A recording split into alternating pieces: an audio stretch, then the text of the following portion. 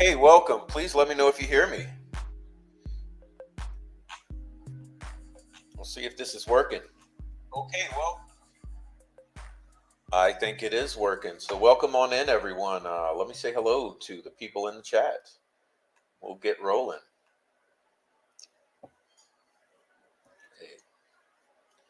Let's see. We got Fur Baby Daddy here, like number 1. Thank you. And everyone else, please follow Fur Baby Daddy's footsteps and hit the like, and welcome Tracy Fleetwood.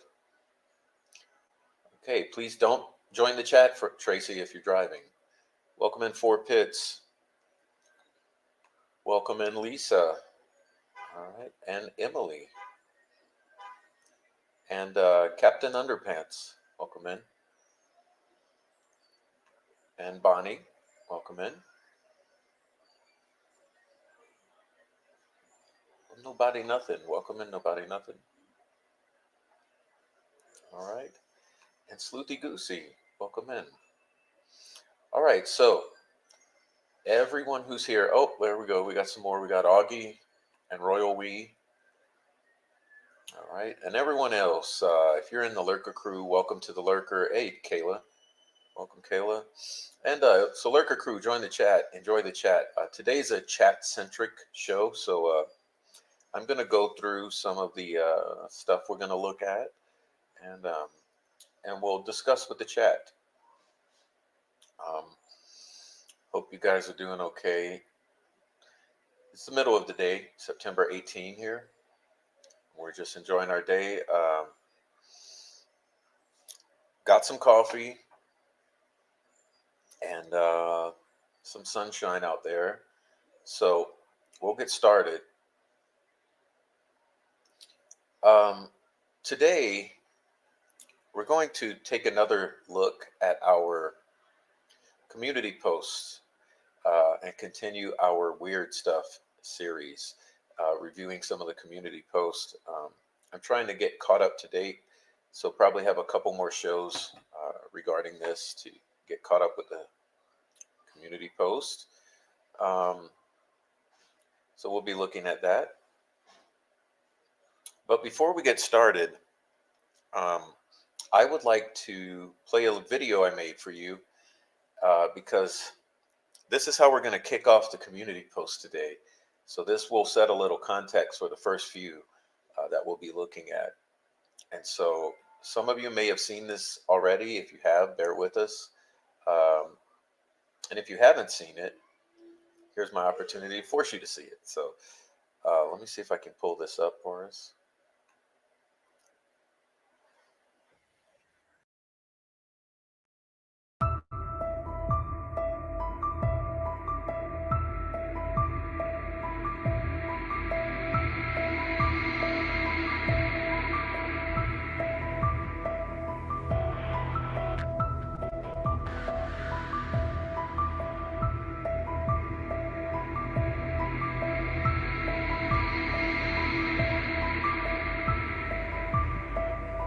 So Tina Rodell, her daughter was out there. Megan was out there at the trail with Keegan Calais and Tyler French on the 12th into the 13th before the girls died. So a lot of people know this on Facebook. A lot of people in this case know that, Tina was talking to her daughter. Her daughter put out messages to her mom, help, come pick me up, help. Tina thought it was at 2 o'clock that afternoon, which was I said, Tina, it's 02:03. I said, that's in the wee hours of the morning. So I'm looking at your date on your phone, and it's February 13th, 02:03. I said, that's in the morning. And then they come to find out. Then I talked to Steve Mullen. He called me. He wanted me to take Tina Rodell in because he said he talked to the 3 kids, Tyler, Keegan, and Megan. They were out there. Why would he want you to take her in? Because the three kids, I said, well, why didn't you talk to 3 kids? He said, we talked to them, but they were so drugged out of their gourd, they're of no help. But we think that, Megan's mom, Tina, could help us, because Tina's sister, Christy Martin, was served time in prison. You can look her up, and that there was some connection with Ron Logan. Ron Logan was a farmer. He could get like anhydrous ammonia.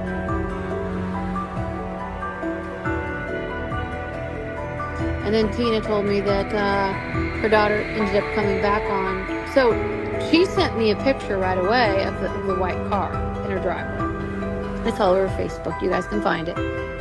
So I talked to her about that. I'm like, who was this guy? He's like, I'm here to pick up something, and she was actually scared of him. And he went and he opened up his trunk, and he was putting something in his trunk. He said he's here to pick something up. He picked something up, and then he took off. And she took a picture of his license plate, wrote it down on her hand, and was sending me all these pictures, as this was happening. And then cops did confirm the white car with the plates that they were the paper plate was traced back to Kokomo. And the kids, they talked to them. They said they were of no help at all. On the 15th, Megan showed up, and Tina told me she was gang raped. She could barely walk.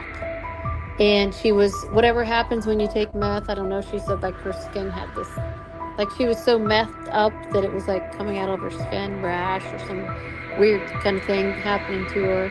And she was going to take her to the emergency room. And Megan's like, no, don't take me. And then a couple days later, she disappeared, and she ended up getting a message. Didn't hear from Megan for a long time. Megan and her were fighting back and forth on Facebook, and somebody, I don't know if it was Keegan or somebody, said that she was sold. I said, what do you mean sold? Well, she was sold to another guy up north by Maryville, Gary area, and she was sold.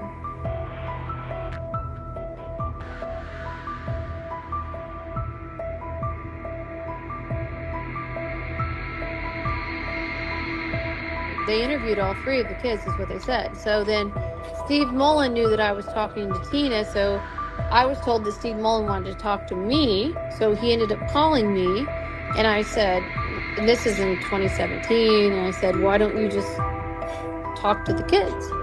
And he said, I did, but they were so drugged up that they were of no help at all. So Tina Rodell, her daughter was out there. Megan was out there at the trail with Keegan Calais and Tyler French on the 12th into the 13th before the girls died. So a lot of people know this on Facebook. A lot of people in this case know that, Tina was talking to her daughter. Her daughter put out messages to her mom, help, help, come pick me up, help, help. Tina thought it was at 2:00 that afternoon, which was I said, Tina, it's 02:03. I said, that's in the wee hours of the morning. So I'm looking at your date on your phone, and it's February 13th, 02:03. I said, that's in the morning. And then they come to find out. Then I talked to Steve Mullen. He called me. He wanted me to take Tina Rodell in because he said he talked to the 3 kids, Tyler, Keegan, and Megan. They were out there. They were at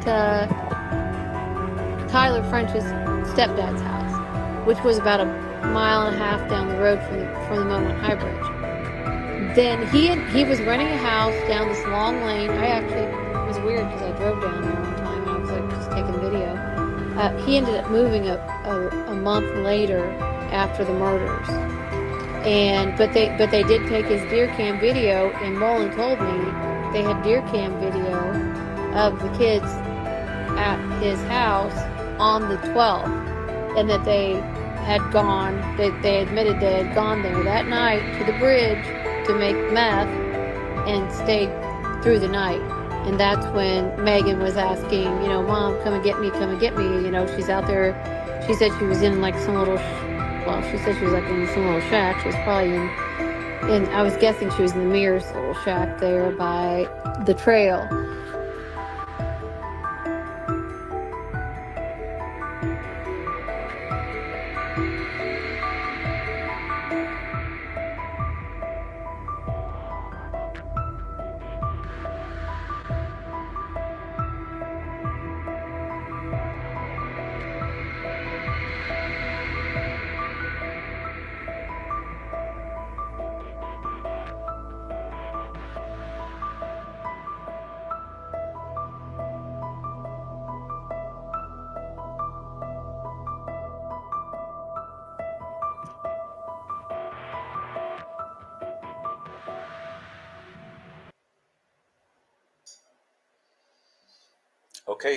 Okay, y'all, that was it.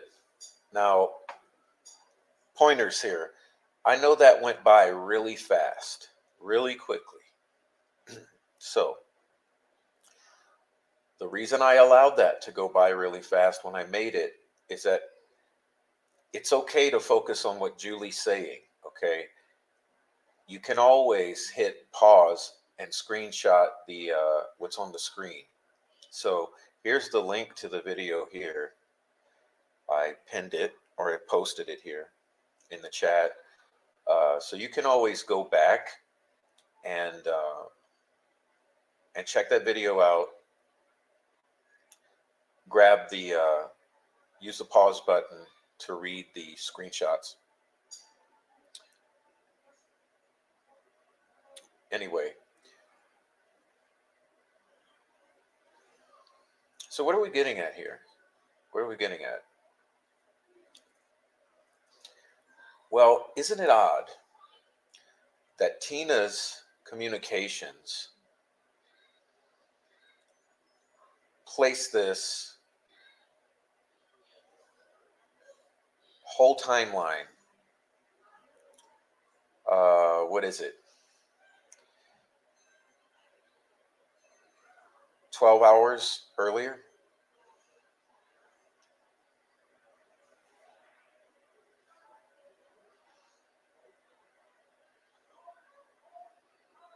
Anybody find that odd? Tina's whole timeline places it 12 hours earlier. So does Julie's, rendition of it. Now,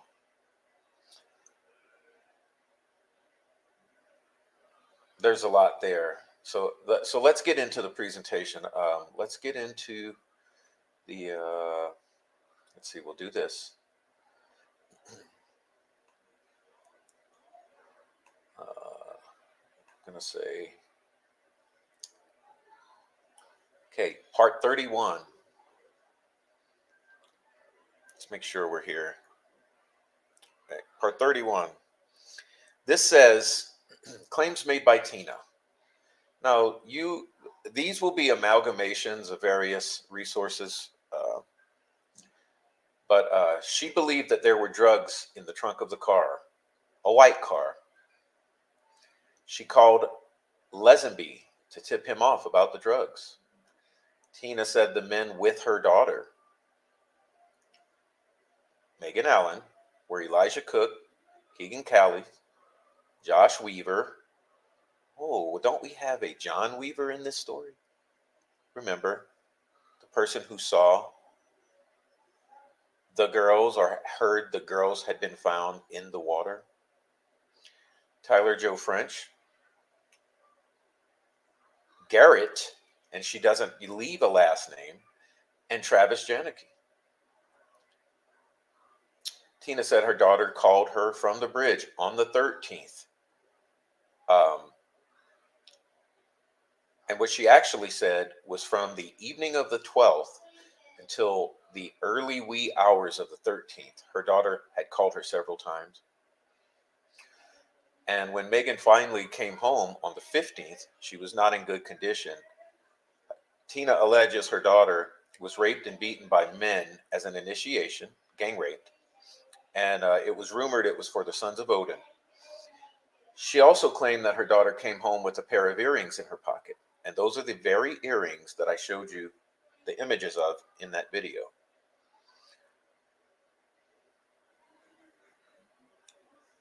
This claims they have since been turned over to the FBI. That's not true. The FBI did not want those earrings. But I know where those earrings are. They are being held in safekeeping in case the FBI should ever want them. Tina shared that the Delphi murders could have been an act of revenge against Libby's dad, Derek German. And if you have seen the crime scene photos, you will probably agree to that. Tina believed that Derek German snitched on her sister, Christy Lynn Martin, Keegan Calleth, Tyler Joe French, and Jeff Reagan. Okay. Well, more coming on him later. I believe that Mr. Four Pitts in the chat can inform you on Christy Lynn Martin. It's rumored that Eric Alter was associated with this crew, along with Abby's uncle, Libby's dad, and possibly Garrett Kurtz and Anthony Greeno. Tina said that Cheyenne and Cheryl were there with the group and may have witnessed the crime. Huh, I agree with this in its entirety. Tina also shared her story with content creator Harvey Carroll Jr. He spoke about it in his POI Matrix video and in other videos that are currently private because he totally sold out and decided to bury this story.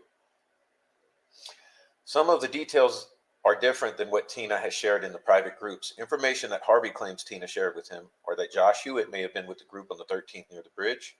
Josh Hewitt told her daughter, who started the Flora fires, Tina's daughter assault initiation happened in a gray barn near the bridge. Well, that would be the Mears barn. Hello.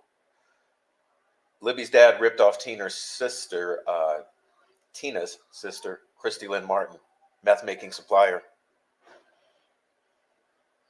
Below are parts of Harvey's POI Matrix video that discusses the Kokomo crew. Then we've got Robert Teschke, Tyler Joe French, Josh Weaver, and Josh Hewitt. These guys are part of the Kokomo crew. There were rumors and discussion that they were out at the bridge camping out the night before. Well, doesn't that line up with the fact that Megan Allen was there? There were rumors that people were making meth and stuff out there too. Yes, and Carrie Timmons repeats that rumor, by the way. We'll be playing that for you later. There was also a rumor that Robert Teschke was dating Cheyenne. This is unconfirmed. Okay. Unfortunately, this woman's home and life's involvement in this tale is not over. The day before the killings, two persons came over to visit her daughter, Megan Allen.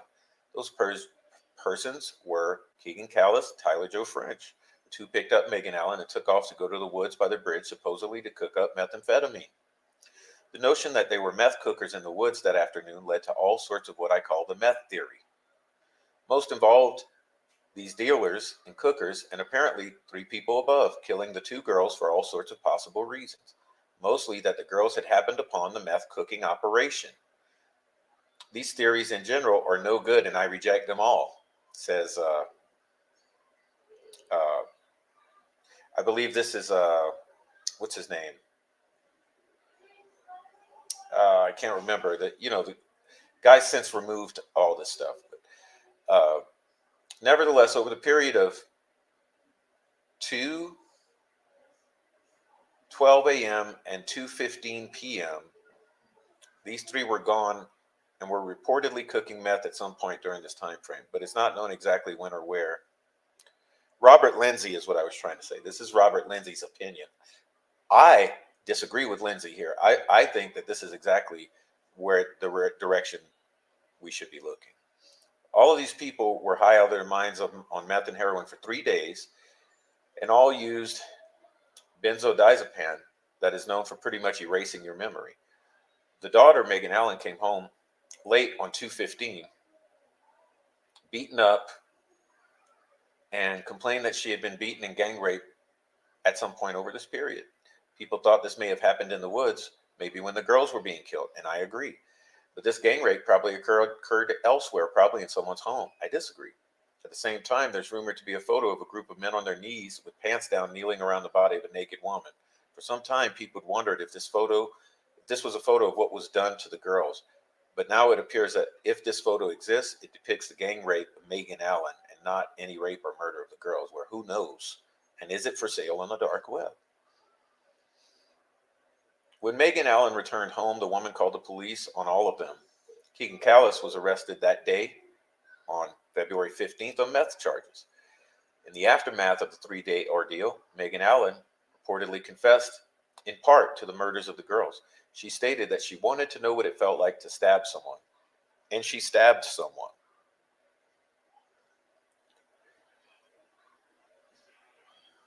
Why is she silent today? Have police questioned her?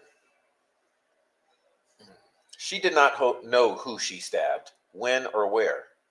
Furthermore, all of their minds were good as erased for the 3-day period due to the benzo ingestion. I'm not sure if her confession has been turned into police. We believe this is a false confession. No, we don't. We believe this is an accurate confession. The result of a beating, a gang rape, and 3 days of very heavy drug use. Anyway, she has no details about the stabbing. Further, Megan Allen does not seem capable of murdering those girls. Really? Really, Robert Lindsay? Keegan Callis and Tyler Joe French are pretty lousy men, but from what I know about them, I can't see them murdering these girls, especially for no particular reason. Really, Robert Lindsay? The woman has been interviewed by both the FBI and ISP. We do not know what has come of this, but our information is now that Ellie does not believe the meth theory of the murders is a valid hypothesis. Yeah, but do the feds? As far as Megan Allen goes, at some point she was sold to a man up in Wisconsin. Sold. Isn't that called human trafficking? She had to go up there and live with this man who bought her for a month or so. Later, she was in rehab. This woman makes a lot of dubious choices, has terrible friends, and has gotten herself into a heap of trouble. But Robert Lindsay doesn't think she's a murderer. All right. Now, let me go ahead and read the rest for you. Let's see.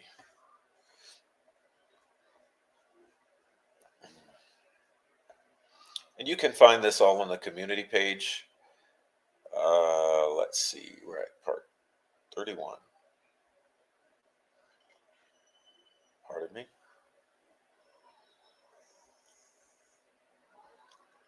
Okay.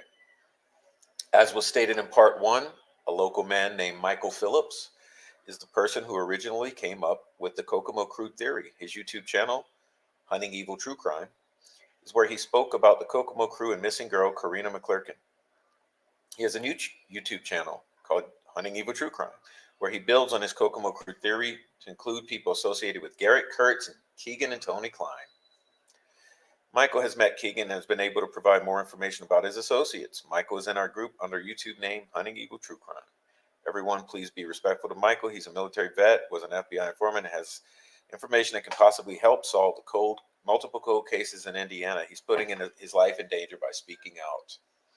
Okay, now we're going to move on. Now these are screenshots. Tina Rodell says, I'll check back in a few. I need something to eat. Starters, I know of some people who were cooking meth at the Monon High Bridge on February 13th.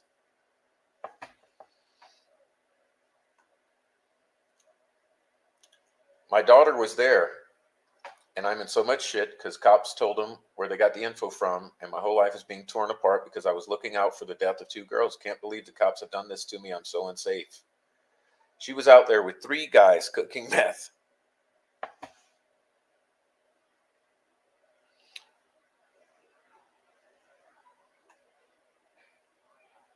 Okay. She said her daughter was at the trails when the murders took place. They were the ones supposedly making meth at the trails. I'm not sure if it was Tina's son, Blake Hicks, with them or not, but Tina said they all got in this white car, went out to the trails, at least Megan and Keegan. Okay. The bloke's bruised up 3 days after the murder. His sister, Megan, is, as well as Keegan Kelly's girlfriend, or was at the time of the murders. Tina said Megan was attacked. Okay. Then Tina comes behind that and says, I never stated Blake was with them ever. Blake was not with them when they came to this house. Due to the people rumors, it has made him a suspect because his younger daughter caused his younger daughter all kinds of poo in a small town. He gave up his DNA. My other 2 sons are also a no-go. So out of respect for people who did try to help, don't slander and hurt us. 3 people came pick up my daughter. Sorry to inform you that after rethinking what Megan told me on the phone, I came to the conclusion she lied about being interviewed with Ellie, and she claims to me took pics. Okay, you understand? Took pics. She did admit to me who was all there: Elijah Cook, Josh Weaver, Keegan Callis, and Tyler French. Travis Janicki was pickup guy. Cheyenne Hooligan, Ingo, and Cheryl Loeffler witnessed what might happen and might know who Bridge Guy is. I looked back at my papers. What I have is Gabe Ellis is an evil man from way back. Gabe, Tyler, Derek, German, Tina Rodell all used to do meth. They had a meth lab for a few months prior to the killings. Not all of them, but a few. Gabe liked underage girls, and on 2/15/17, he was pulled over and had a minor in the car. It was a 2001 gray Grand Am with paper expired plates, Indiana G 908510. They expired on 4/2016. The same plate number was written down from the 2012 Dodge Dart at the abandoned CPS building. The plate was registered to Tyler French. Okay.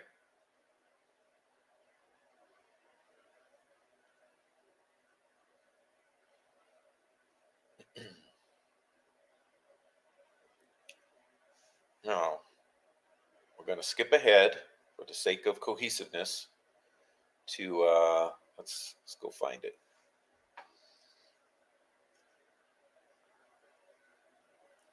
All right. Here we go.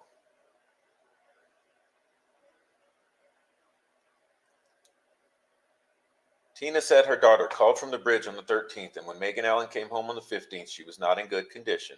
She alleges that her daughter was raped and beaten by the men as an initiation. It's rumored that it was for Sons of Odin group.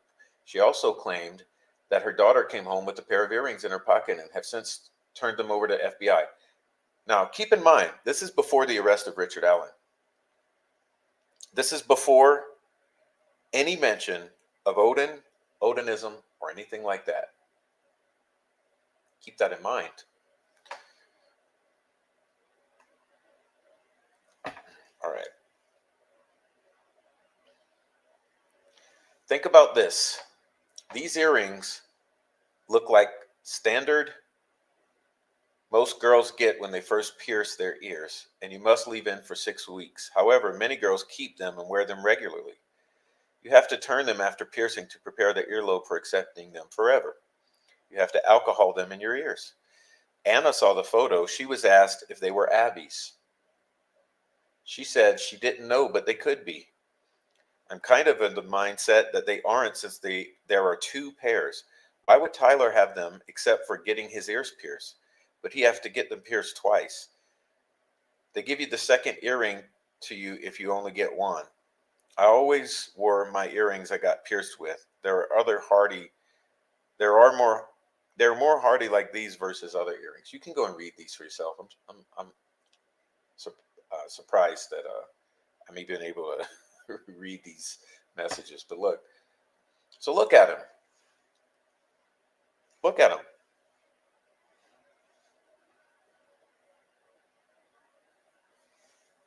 Look at him. Okay, so I ask you, have you seen those on Abby, on photos of Abby? Have you seen those on Tyler Joe French, photos of Tyler Joe French? These came from the pockets of Megan Allen when she came home in terrible condition after being gone for a handful of days during this encounter, during the very same time that Abby and Libby end up dead in the woods. Have you seen these earrings?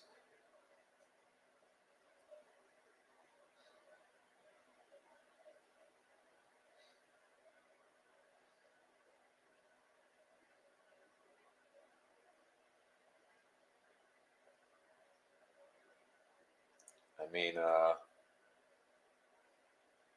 seems kind of important.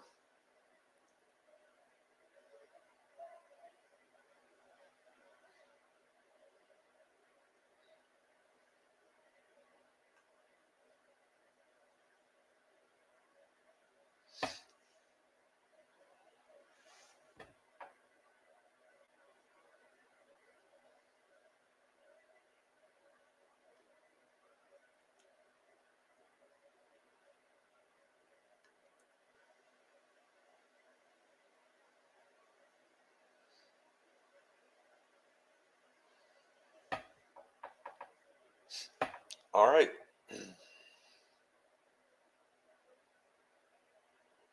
Now we're going to skip back down. Daniel J. Norfleet.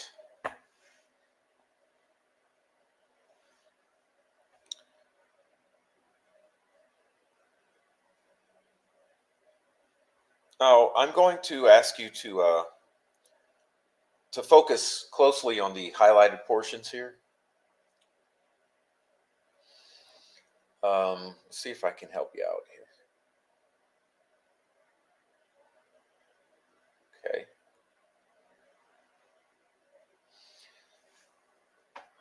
On December 28th, 2022,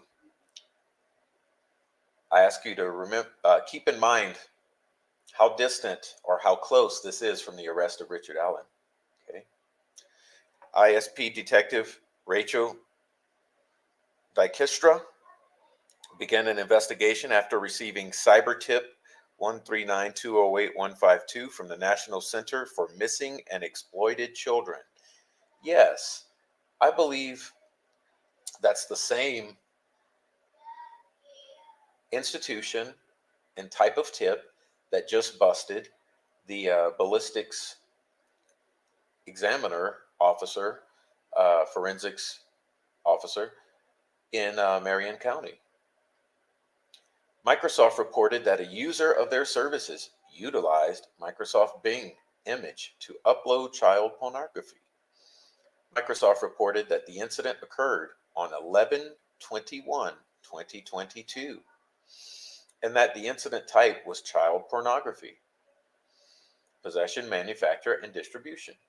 Microsoft also clarified in the cyber tip that the incident time reflects when the first image video in a series was scanned.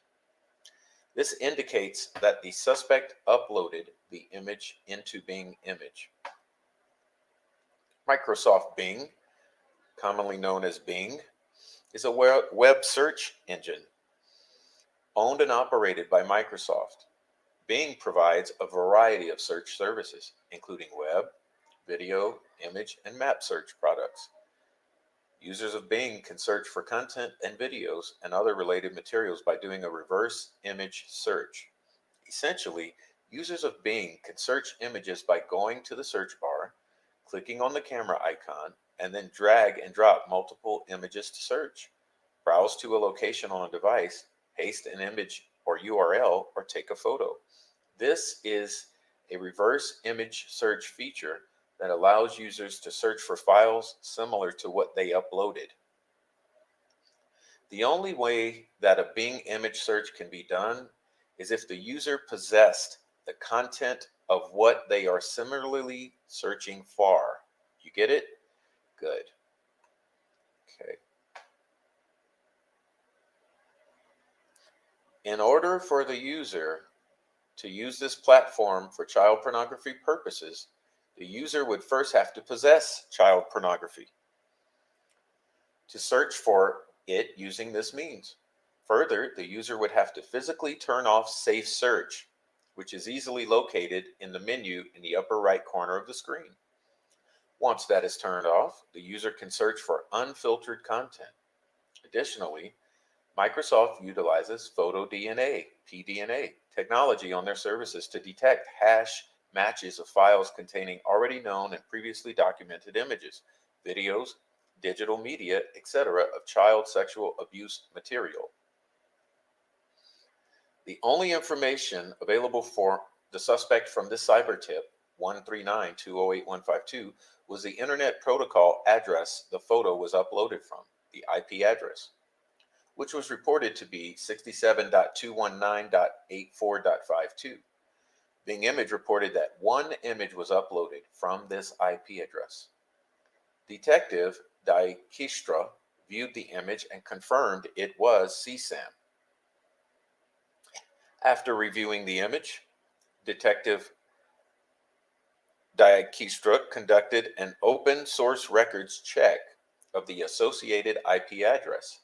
The records check of the IP address indicated that it belongs to Sparklight, and the address geolocated in or near Delphi, Carroll County, Indiana. On February 27, 2023, Detective Dijkstra submitted a subpoena to Carroll County for subscriber information for the IP address. The subpoena was served to Cable One Inc. via email on March 21, 2023. Detective Dijkstra received a return on the subpoena and was able to review the documents. She was able to locate the subscriber as Daniel Norfleet with an address of 3324 North 3rd Street in Delphi. On March 21st, 2023, Detective Dijkstra conducted brief surveillance of Mr. Norfleet's residence. While driving past his residence, she observed a white male subject who resembled and appeared to be Mr. Norfleet on a lawnmower. On April 11, 2023, a search warrant was executed at Mr. Norfleet's residence. Mr. Norfleet was read his advice of rights and stated that he understood and agreed to speak with the detective. Mr. Norfleet confirmed that his internet provider is Sparklight. He stated that whoever needs his laptop uses it, including himself, his daughter, and girlfriend. He stated that no one else but him uses his cell phone. Mr. Norfleet, now notice, denied ever seeing child pornography on the internet. Mr. Norfleet denied using Bing, stating that every time he uses Bing, it acts up and then his computer freezes. Mr. Norfleet was asked again if he had seen any child pornography. He stated they weren't child porn. It was things that just kind of pop up. He was asked to clarify. He stated, not good pictures, and I just deleted them. Mr. Norfleet did admit that any images of children under 18 years of age would be considered child pornography. When asked if he had seen anything under 18 years old, Mr. Norfleet said, I think so, but I don't know because you can't tell. Detective Dijkstra then explained to Mr. Norfleet why they were there at the home. He denied searching for child pornography. He was asked again if he'd seen child pornography, and he stated, "I know that it is there." During the search, law enforcement seized 4 items: an iPad, a Moto EXT, HP laptop, and HP desktop computer. All right. Now, it says on the desktop computer, there were over 1,200 notable image files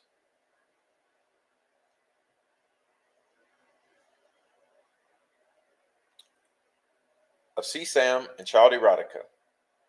There were 2 images specifically that show of various female children approximately 7 to 9 years old, fully nude, in different sexual situations. There are 3 additional photos of female children, approximately 4 to 6 years old, fully nude, in different sexual situations. Finally, there's a photo of a female child, approximately 12 to 14 years of age, fully nude in sexual situation. The search history of this device is comparable to that of the laptop, with several searches for child pornography. Additionally, this device was used to access peer-to-peer file sharing network called Ares. There are 18 search keywords documented, which only 2 different terms were searched. Those terms were PTHC and bestiality PTHC, which means that Mr. Norfleet was searching for preteen hardcore and preteen hardcore bestiality content. There are also 10 different onion router URLs documented, which is an internet browser used to access the dark web and is known to be utilized due to its levels of anonymity. Listen, you see what I wrote here, okay?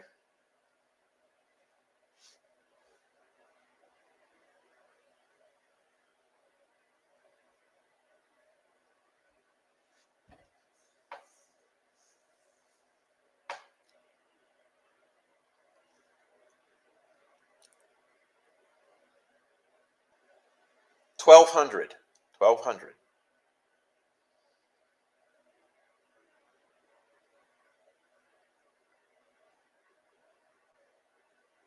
Okay. And I had a question.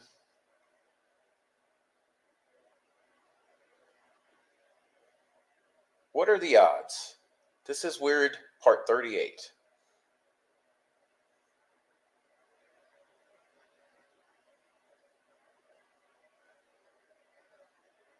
Okay.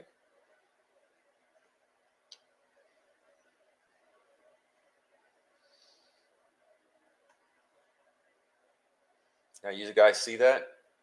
Norfleet.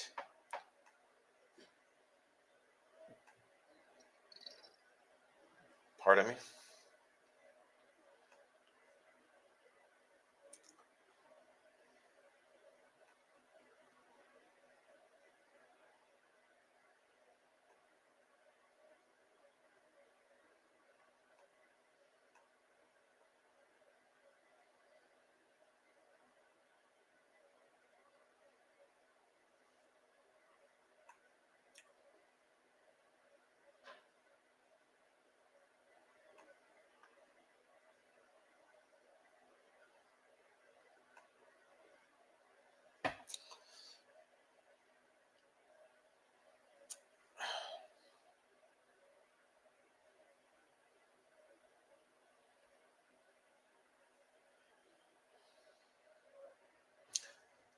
Okay, so let's see. Let me get back to how do I do this? Let's see. Okay. All right, now notice the names: Lots, Patty, Hartman. Okay. Frost, Patty.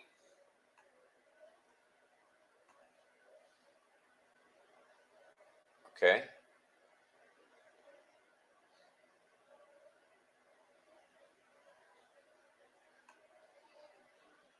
All right, now.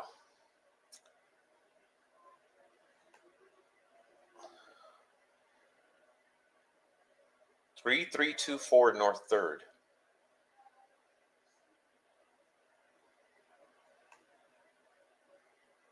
3324 North 3rd.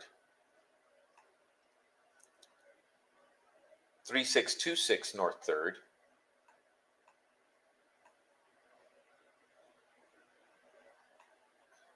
Okay.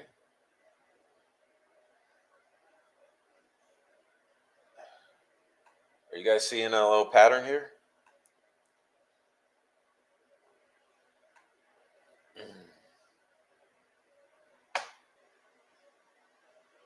Of course, I'm just making this up. I'm just making this all up.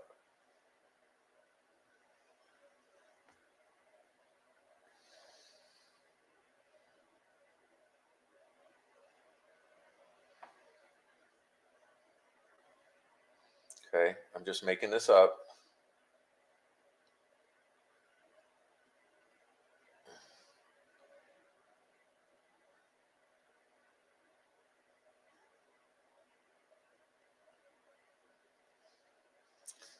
Let's see. Trying to get this. Sorry about that. Oh.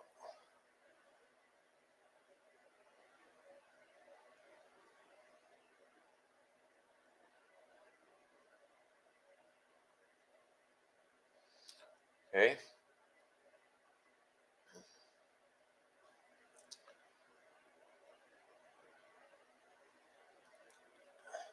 Okay. Just pardon me for a moment. Let's see.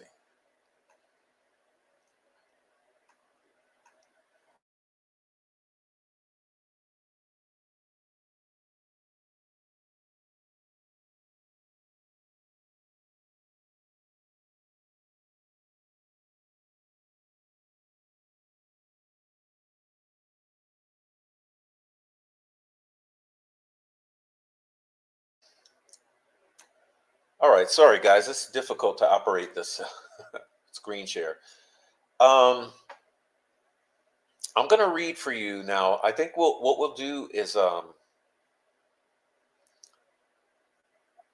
think we'll stop at this one, and I will just entertain the chat. But I want to read this stuff to you because I want you to keep all that stuff in mind. Okay, dark web, methamphetamine, 12-hour difference in the timeline. Okay.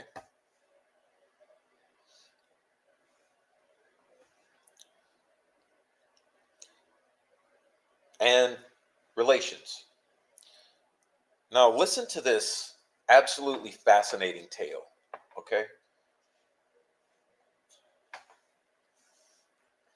I'll just relax and read it instead of doing the screen share, so you can ignore your screens for a while. Let's see. Okay. I 100% think it was maybe 4 to 5 men. Youngest being 19, young sketch guy.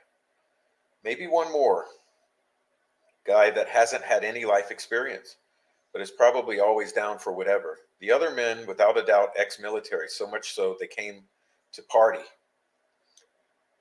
BDU, night vision, binoculars. They set up shop and had fun doing it. Maybe something they are familiar with doing outside of a war zone on occasion. They are all related, whether it's by blood, marriage, religion, or from war.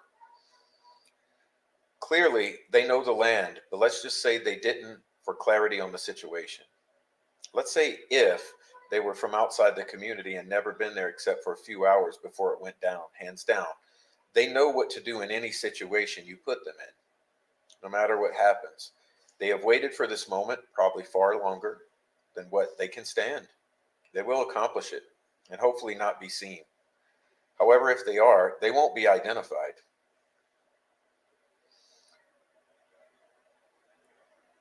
The fact that the woods between the bridge and 252 North was never searched, don't any of the families that lived in that community have anything to say about what they know? Were any of them questioned? Maybe him and his friends snuck on the Case property, the thick woods between 252 North and the private drive. That's who the neighbors seen sneaking around. Him trying to get him and his buddies back there so they could set up shop and get ready for the night. Young guy sketching the crew. They snatched them brought them back to those woods between the private drive and 252 North, did what they did all night long, because nobody was over in that part of the woods that I've heard about looking for them girls. Did their ritual, or whatever you want to call it, waited till the searchers were gone, had lookouts on shore, and put their bodies across the river late in the evening and set up their runes and whatnot with nobody around, and maybe cleaned themselves up at Kay's garage on the way out, because he knew they were gone for winter, because he's from that neighborhood, and he would also know the land and the bridge better than most. And that's why it happened smoothly, paired with complete incompetence. That's why it happened so smoothly, paired with complete incompetence from law enforcement all the way up. Absolutely nobody has said anything to me about being part of it, honestly. There was a name I heard on a podcast this week, and ironically, I misheard the name.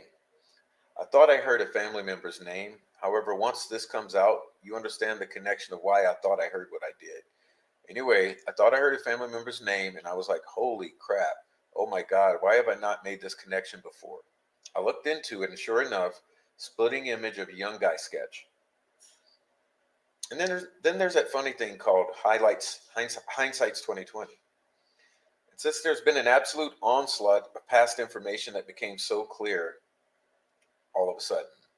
Oh, and since then, there's been an absolute onslaught of information that's become so clear all of a sudden. It just keeps going and going and going and going, and everything I look into checks out. Yes, I'm speculating a lot of stuff, but I'm speculating on stuff that has factual information behind it.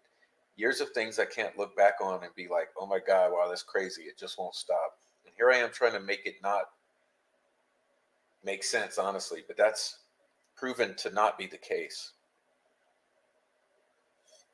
And I think there have been the best detectives on earth on this case.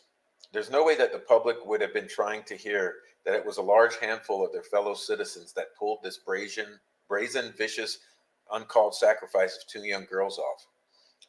Wouldn't even be in the realm of possibility for anybody trying to hear, not even close. They would be laughed out of town. Now, I'd like to be very clear about this. As the days go on and the more I find out, the more my theory probably is going to change slightly here and there.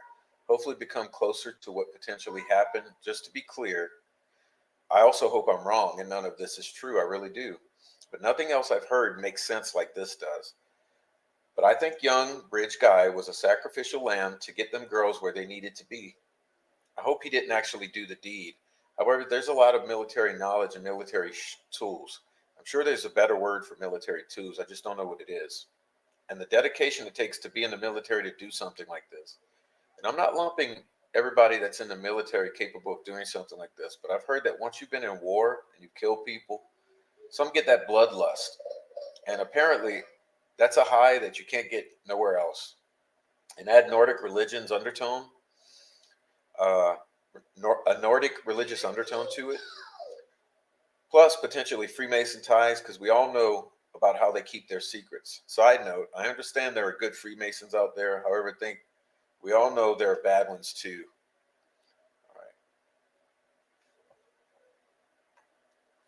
Have any of you ever looked into the families that lived in that community during the time of the murders? Deer Creek Township. Other than the names that we all know and hear all the time, I bet that's a no. You should. There's not that many of them. I can throw you a hint. In 2017, there were 5 separate families in that community that are all related that nobody has ever spoke about. And this is firsthand knowledge because I am related to them. It's an interesting rabbit hole. You should check it out. And think about it. Who else would know that bridge better than people that has grown up there playing on that bridge? I'm going to say nobody. Oh, and they would 100% definitely know that Kay Weber would not have been there that time of year. That's a pretty decent bit of information for someone who would want to kill 2 girls there. And it probably would not have been too hard to get Abby and Libby to go in that direction since Abby lived right there. Just with that information, the scenarios are endless, I think. I believe that the girls were taken to the other side of the bridge where the private drive is in the woods that Kay owns. And earlier in the day, the person that Miss Liebert seen was young bridge guy sneaking back in there in the woods with his boy setting up shop, getting ready for what they were about to do. I also bet that somewhere in them woods is a special tree that nobody has thought to look for, or just didn't have the balls to do it. I feel like a lot of people don't know that Abby lived right there. The same road that takes you straight to that private drive. There's lots of things a lot of people have overlooked right there in that community, too. I've been trying to tell people, but no one wants to listen. And honestly, this is also exhausting. Watching all of these theories and people speculating all this shit, nobody really knows what they're talking about. However, this is something that I experienced firsthand with these families on a couple of occasions, firsthand myself. And looking back on it now, it's freaking crazy. Okay, so in total in 2017, there was around in between 20 and 25 members of this family that lived in that community. And they are avid campers. And every year, we would go camping at the Covered Bridge Festival, and we'd stay in this camping place that was right beside a golf course and a woods. Well, every year on Saturdays, it was a tradition to play flashlight tag at night in that golf course and in the woods. At the time, I was a teenager, but all the older men in the family would play as well, a few ex-military. And us kids just wanted to get away from the adults and go party a little bit or whatever in the golf course and be teenagers. And that's exactly what we did. However, the adult men, the ex-military specifically, would bust out the fatigues, the night vision, and they were freaking pumped about it every year. By far, the main attraction for them was to come camping. So while we were roaming around in some golf course, these men were at the tops of trees with their night vision, hunting us, watching us, stalking us. They would be up under bridges and shallow creeks, hiding places that we weren't going to be. Now, with that said, I feel like personally, and this is my personal opinion from firsthand experience, if anybody in them families had anything to do with this, I know for a fact that they've got night vision.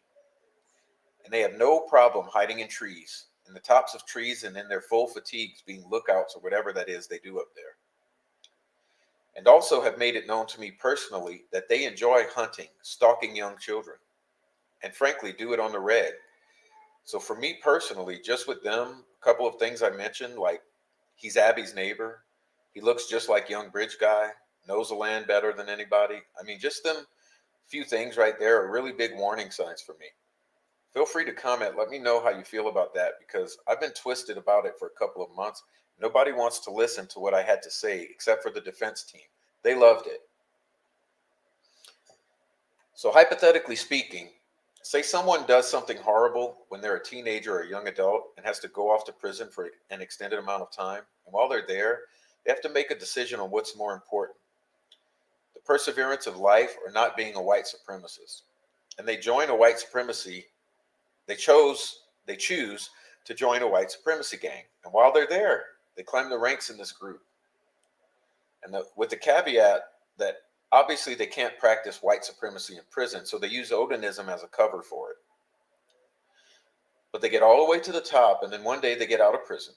And I guess my first question is, what's life after being at the top of a white supremacy gang, doubling as Odinism, and then being released?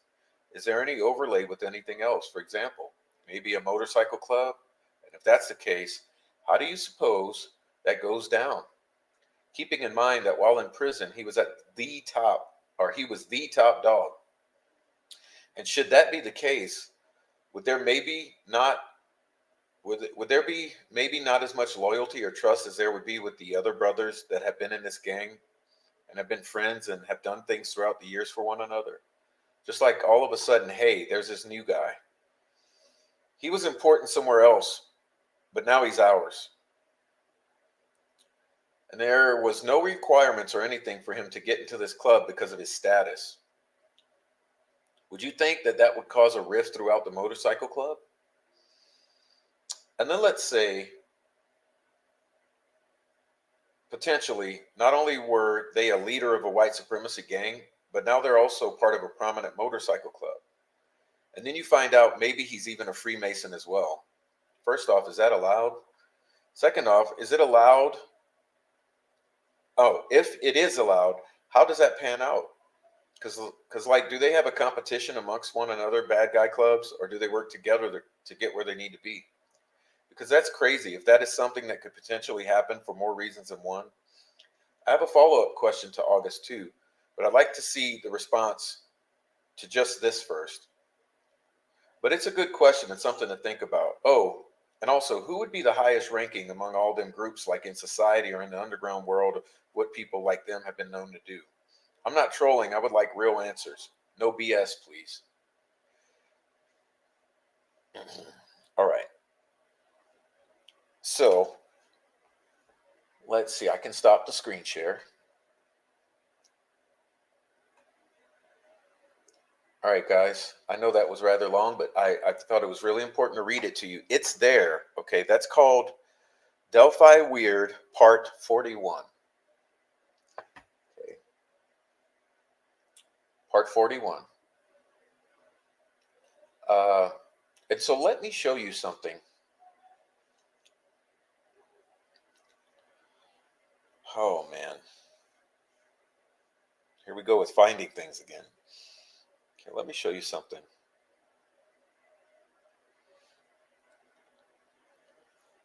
Just a moment, please.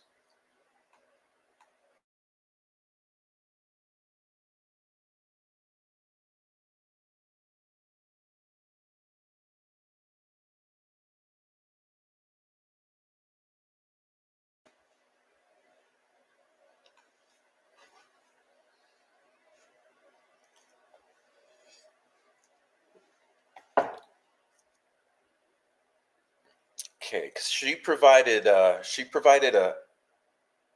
attachment to this that I'd like to share with you.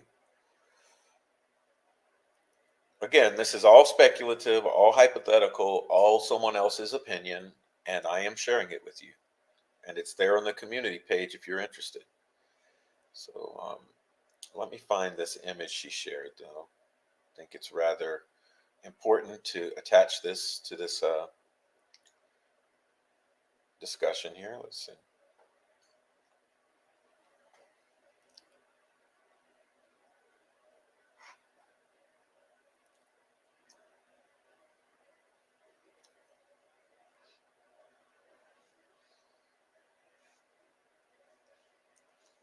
Okay.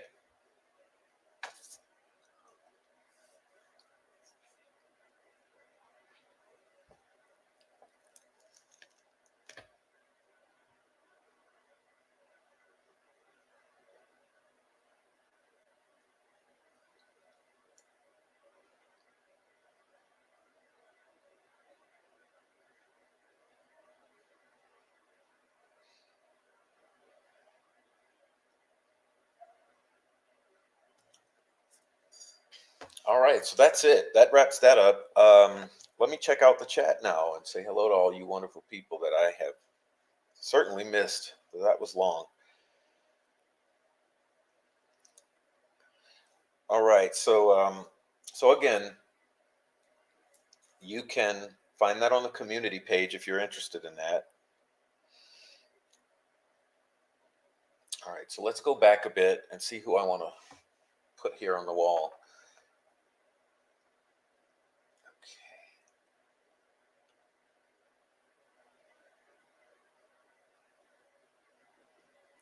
Oh, is it Dykstra? Yeah, sorry about that, fur baby daddy. I can't read that language.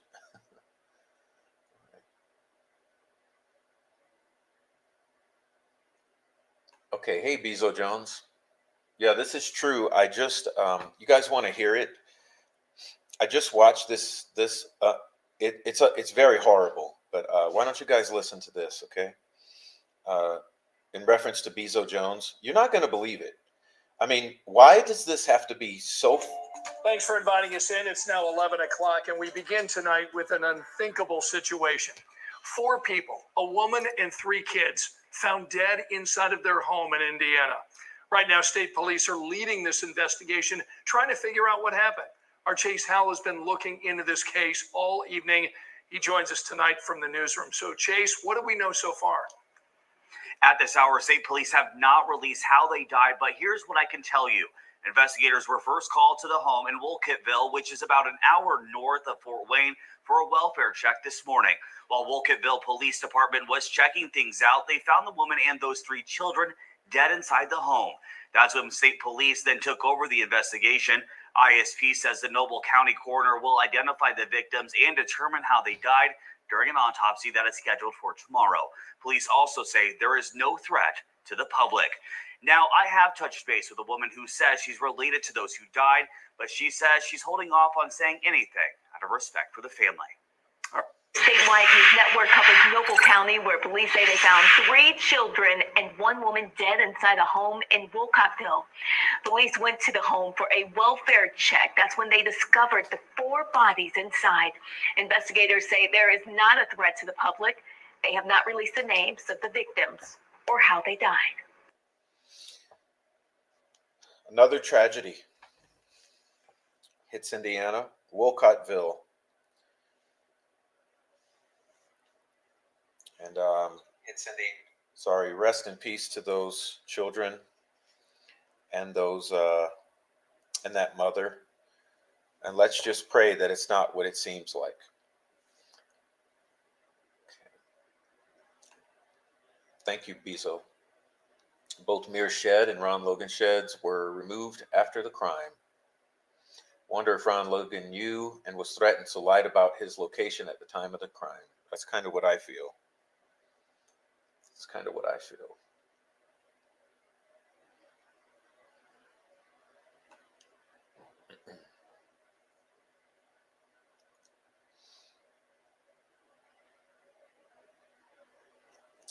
I've posted this before, but have you guys ever seen the movie Surviving the Game?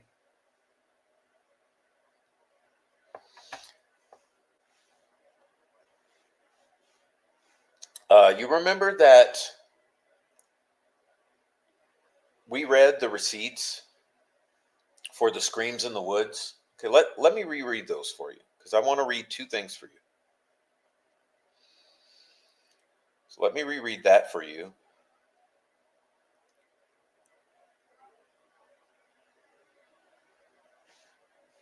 Me and my friends stayed out from 8 p.m. with the search party till the girls were found the next day. Around 2 a.m., we ended up calling the sheriff's office because we heard screams coming from the other side of the bridge.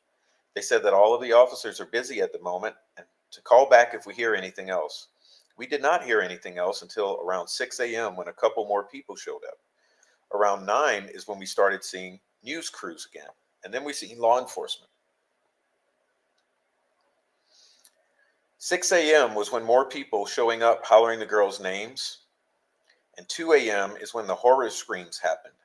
And we called the police to come help look again, but they were all busy at the moment. It sounded like the screams came from across the bridge and around the curve to the right of the river under the bridge. Okay. Now, let's see.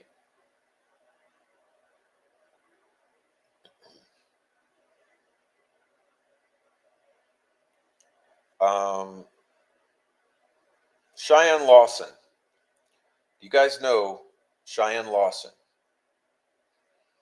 who may be one of the witnesses. Okay.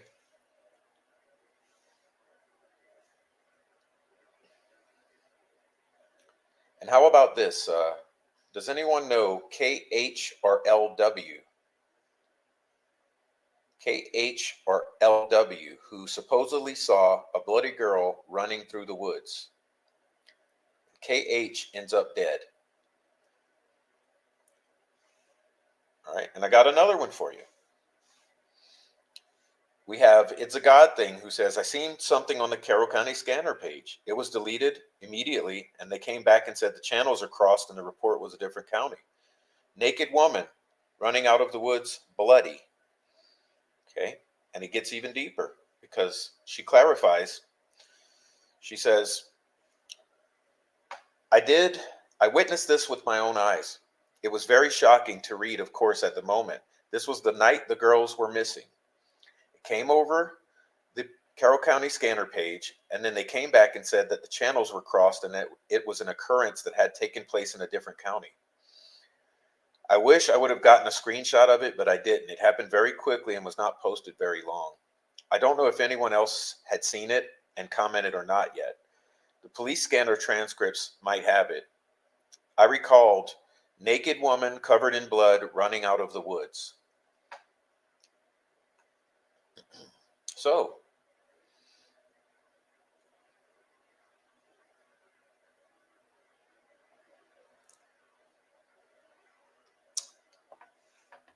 that's what I got on that.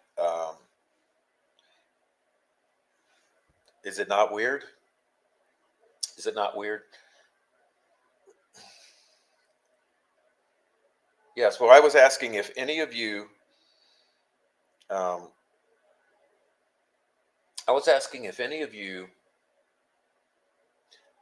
are familiar with the movie Surviving the Game.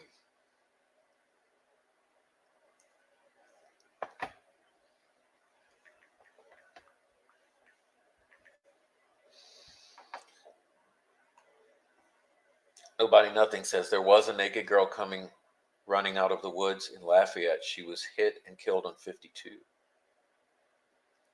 I don't know.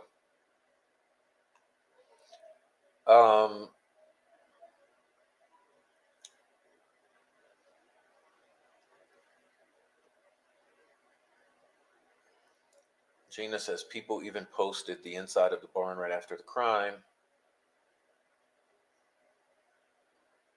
Even though spirit box dudes were saying hunt gone wrong. What's up, Christine? I want to say hello to everyone coming in. Heather Brown, what's up? Shay Watson, Nobody Nothing, Gina Bodette, Captain Underpants, Adrian, Christine DC, RC99, Commentator Root. Did I say Captain Underpants? KO, what's up, KO? All right, everyone who's come in while I was reading, thank you for coming in. Okay, let's see what else we can pull up here.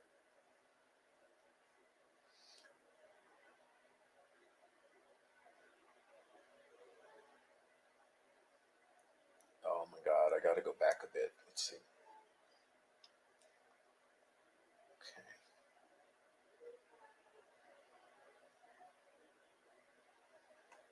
Okay. An LE officer was accused of robbing Ron Logan's property after the crime. Was that a veiled threat to keep quiet? Why is every single person in that town suspicious? It's mind-boggling. Gina, I think Ron knew enough that he stopped them from completely railroading him. Yeah, but they jailed him for a ridiculous amount of time.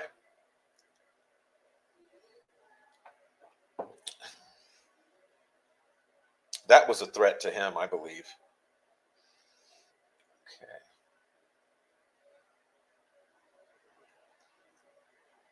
This is the story. I want to see a receipt that Baldwin and Rozzi know anything about this person. Oh, I'll ask her. I will certainly ask her, promise you.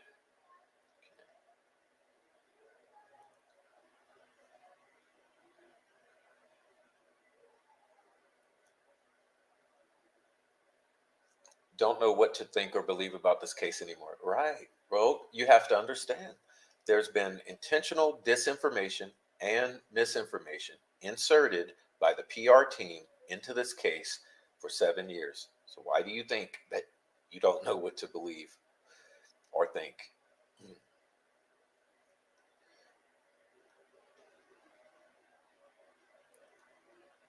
Frenchie says Pat Westfall is related to Kay Weber through marriage. I didn't know that.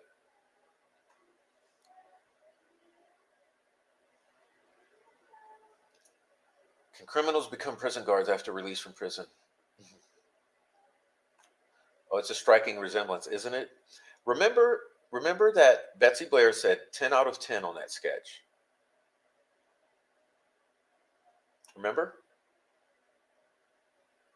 But we'll speak with her and make sure that we get a receipt, or I'll ask more questions about submitting to the defense.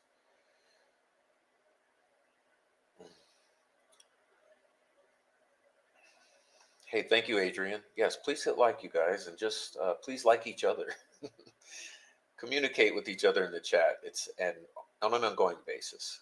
I've been saying it's important that we all work together here because we care about progression you know. And I wanted to make a side commentary that I was thinking about today, because I don't think people really understand the things that they say at times.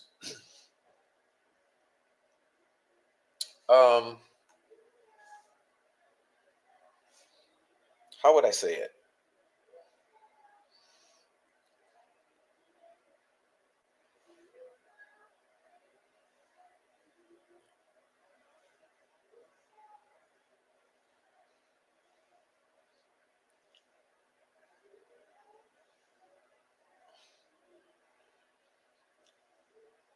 I'm trying to do something. Okay. Sorry about that. Ooh. All right. Adrian, I apologize. I hit the wrong button and I blocked you, but I tried to undo that. I hit the wrong button, so apologize. But here's what I have to say.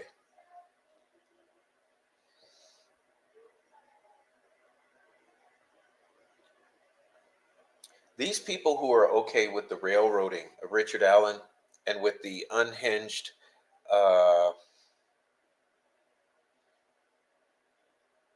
bold actions of the judge and prosecutor, these people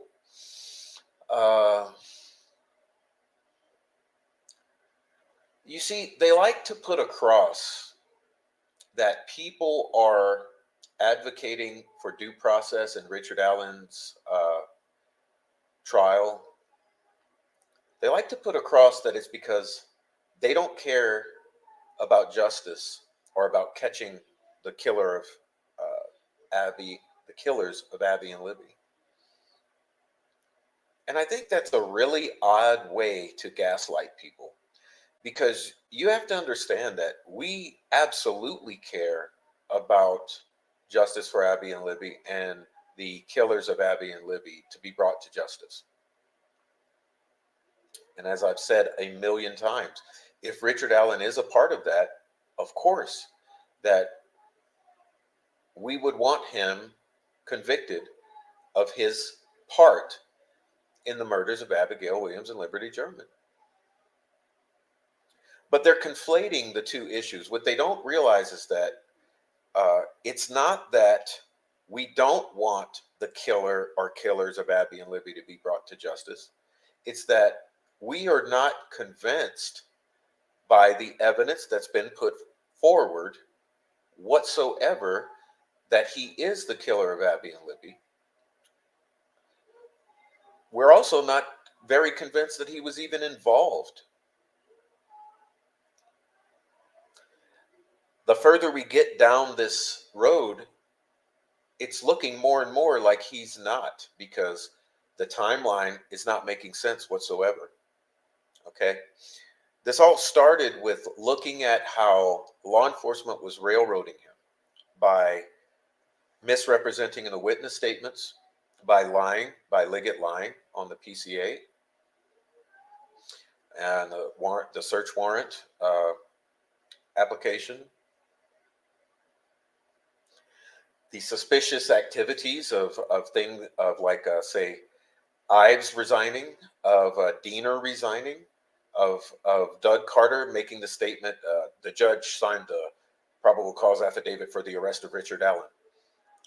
When asked if this is the killer of Abby and Libby, the answer was the judge signed the warrant. We didn't ask you that, Doug. We didn't ask who signed the warrant. We asked, is this the killer? And the response is that the judge signed it.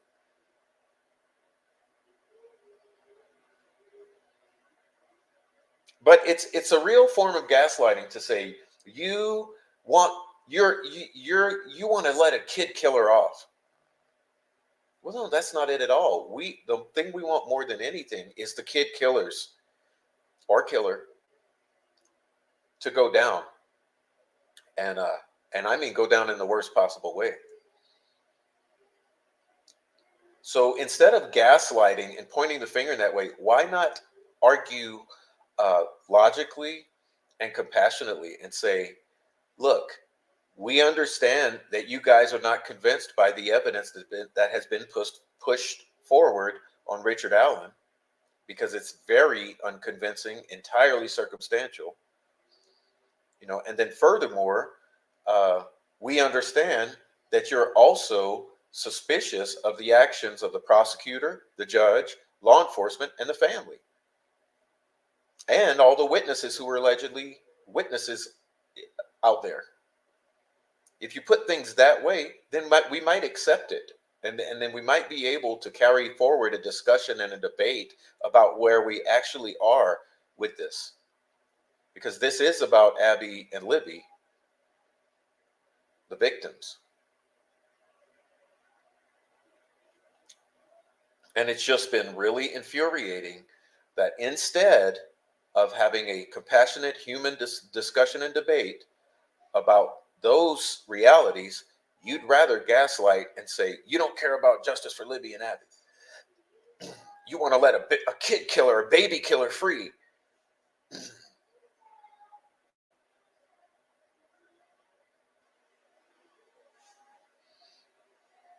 Heather, I'm seeing all your messages, Heather. Anyway, I thought about that earlier this morning, and I wanted to say it, and so I guess I have. Because look, with the hateful rhetoric, there's no discussion to be had, and it's not good for the case. I mean, think about it, people. The hateful rhetoric, all it's good for are more victims, more people to be hurt. The best way forward, if you cared about Abby and Libby and justice, would be to engage in civil, compassionate, human-based debate.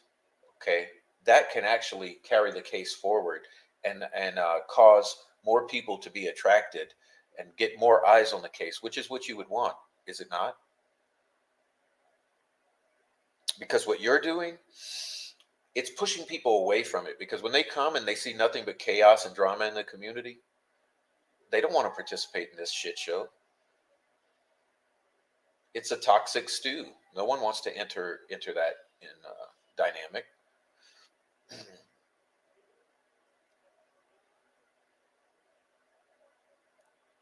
So here in this community here, this is what we're pushing on. This is what we're pushing on now. We're saying, look, we might believe in conspiracy theories, if you want to call it that. We might be more open-minded than the other half, if you want to call it that. We might be looking at weird stuff. We might be looking at all the information over the past 7 years, if you want to call it that way. We might actually be listening to locals who know what they're talking about, if you want to put it that way. There's lots of ways you can put it, but we're not trying to get a kid killer off. Don't put it that way, because that's not in reality what's going on. If there was convincing evidence that had been presented that Richard Allen killed those girls, we would all be on board. If law enforcement, the judge, and the family were not acting highly suspicious and inconsistent and conflicting and all of these things for all of these years, we would not be questioning anything. So, like many have said before, you don't want criticism of the family? Well, Doug Carter sure didn't do them a service by not clearing them in a blanket fashion. You don't want criticism of law enforcement? Well, don't lie on the affidavits. You don't want criticism of the judge? Well, don't do these unhinged actions like trying to remove the counsel from the defendant and denying every single motion. Allowing the limiting of the geofencing, which is law enforcement product, and the click report, which is law enforcement product. These things cause people to be more suspicious, not less. You could have cleared the family in the first month or week after the crimes in a blanket fashion. You could have cleared Shane Evans.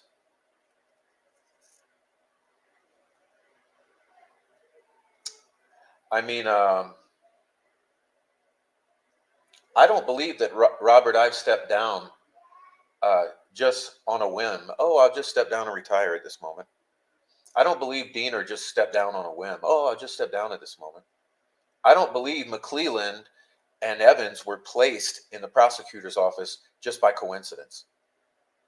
We actually know it was at great expense to the county.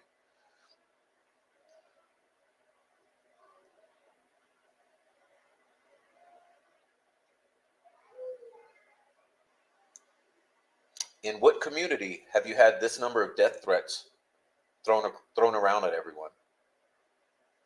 This amount of gang stalking and brigading. It doesn't happen in other communities. If you wonder why no one's on the same page, I should put it differently. If you wonder why everyone's not on the same page, well, it should be clear to you after what I've just said. So,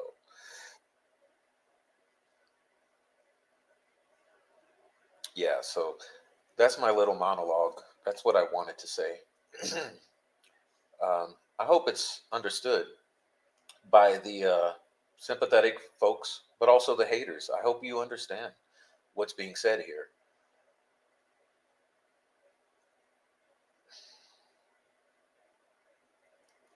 We're not going to keep banging our heads against the wall trying to convince you.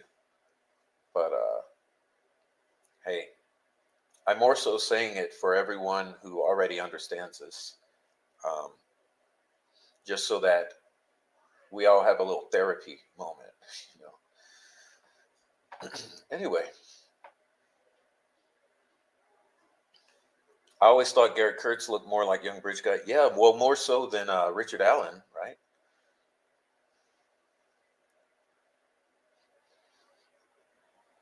Pardon me?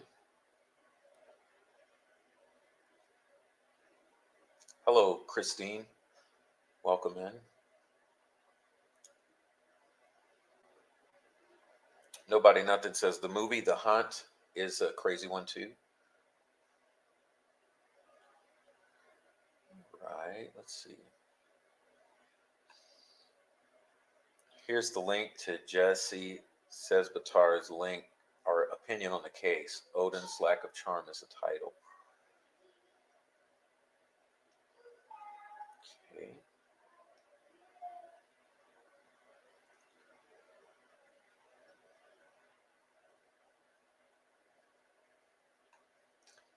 Bezos says first Hope calls off the search at 12, then no one investigates screams heard at 2 in the area the girls were found. Now Liberty German's phone is turned back on at 4:30. Not only that, there's no Abby on the bridge photo on her phone, and you have searchers who searched where those bodies were found and did not find those bodies. That's the only place you'd ever go. If you didn't go across that high bridge, you'd go down that other trail, right down around Logan's. You'd step right over the bodies. We have Kay Weber saying the place was lit up like a football field. So many flashlights and all of this.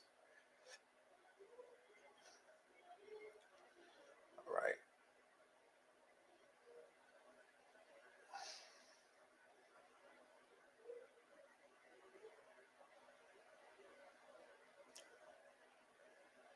I don't believe a girl was seen in the creek. I don't believe that, but I do believe the John Weaver saying that girls were found in the water, and I believe who was it?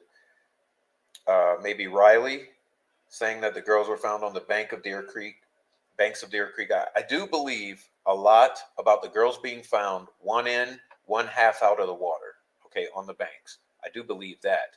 So I believe they were found earlier in the morning on the banks, and then they were then pulled up and staged. That's my conspiracy theory.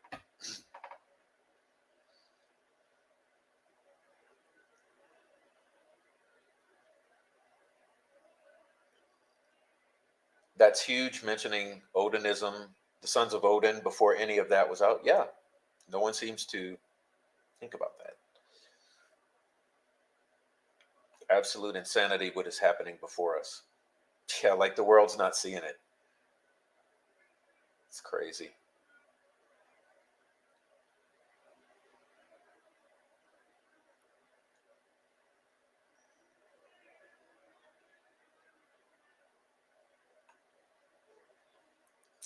It's odd, but it's also working to distract, but also shift blame and attention. They're doing it well. Yeah, it's a troll farm. That's why I call it that. Emily says, I think they arrested Richard Allen because the election was coming up and Keegan Kline embarrassed them, making them search for weeks in a river, wasting all that city money to find absolute nada. Well, you don't know that they found nada. If they did find nada, we don't even know if they were searching in the right place. I have an amazing video on the members only. Look, guys, I'm not trying to get you to go to members only. Anyone's welcome to go who's a member and screen record and send it to your besties. I don't care. But in the members only, I have a video about the river search. And I suggest, I would love for everyone to go and view it. Hey, thank you, Kayla. Hey, James, what's up? Welcome, James. Just James. There's so many people that know so much. How did Gull get this case? It's not a pile. How is it not a policy violation for Nicholas McClellan to prosecute? Yeah, is he related to the family? Didn't I hear that? The desperate actions of the state don't instill confidence. They are sitting on a mountain of great evidence. Well, if they're sitting on a mountain of great evidence, let's see it. And let it be used. Let it be sent to discovery. I mean, what's going on with this? What's going on with this?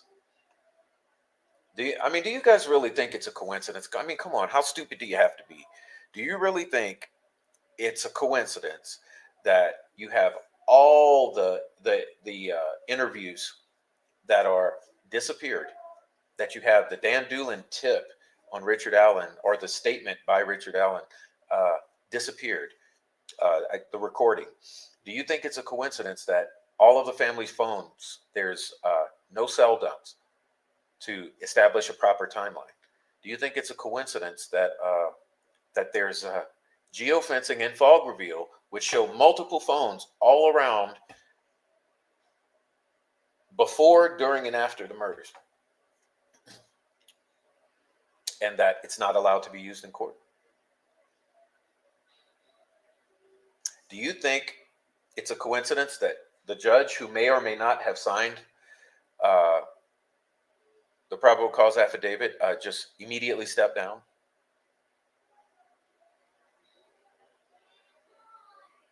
Do you think it's a coincidence that Shane Evans was brought into the prosecutor's office?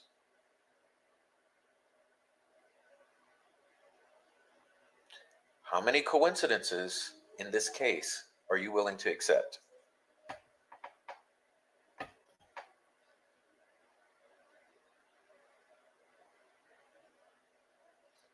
Oh, you know what, Heather? I'll give you a hint, Heather. If you're trying to post links, you don't have a wrench. It's not going to let you post a link. Or if you're trying to, Heather, if you're trying to use certain words which are more adult-oriented, I have a strict filter on. So, yeah, if you're trying to post links, that's not going to work. It might block. Or if you're trying to use some more colorful language, it may block you. So that's maybe what's going on with you, Heather. Sorry about that. Yeah, it must be YouTube. Yeah, I have a strict filter set. I had to do it because of the troll farm coming in and always gaslighting. I had to turn on the adult filter or whatever.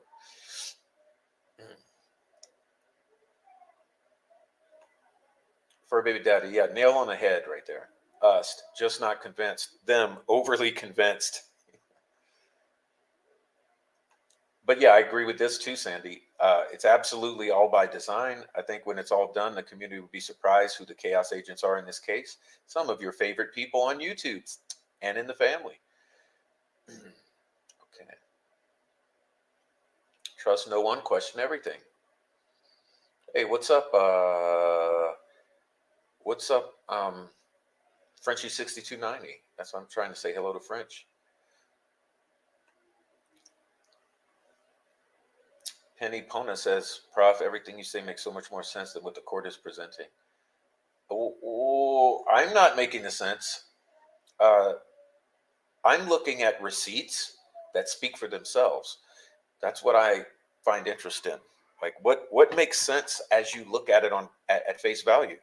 I don't have to establish a narrative here. I can just look at what exists and just see what is laid out in front of me. Welcome in, Kat.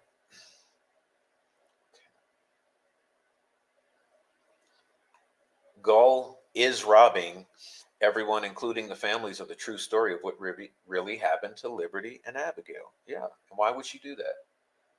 Why would a community do that? It's almost like they need to bring all new people in that don't practice law in this area. It's bigger than, well, that's why the FBI is going to take it over, and it's going to be great. Remember, the FBI was looking at, what's the thing in Boston? The Karen, is it Karen? Oh man, I'm in a brain fog right now, but the FBI watches more than you think. They are involved in more than you think.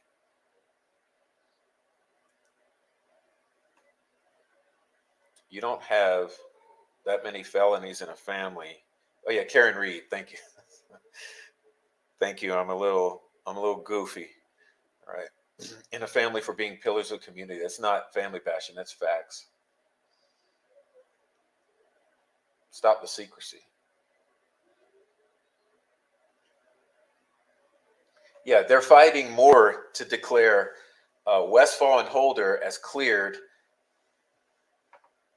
rather than the family. Come on, man.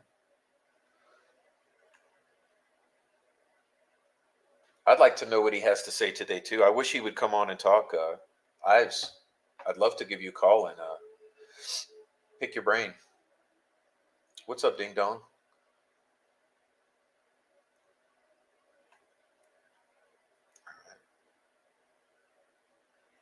Why did Nick fight for Pat and Nick Westfall not to be deposed, but didn't stop anyone else?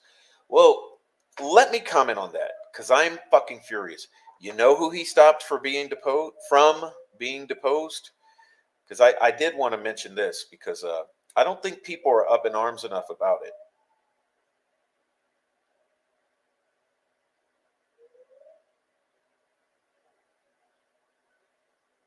Jessica Fiddler. Dr. Jessica Fiddler.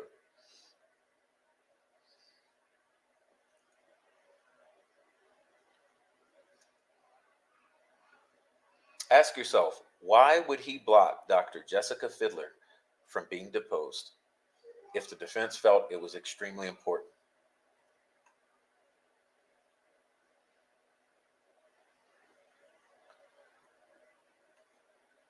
What proof of life do they have of Abby on February 13th? A pic in a phone and a video where she wasn't even wearing what she was found in? That multiple experts have said is a photoshopped image, and it's not on the phone of the victim that we have at the crime scene.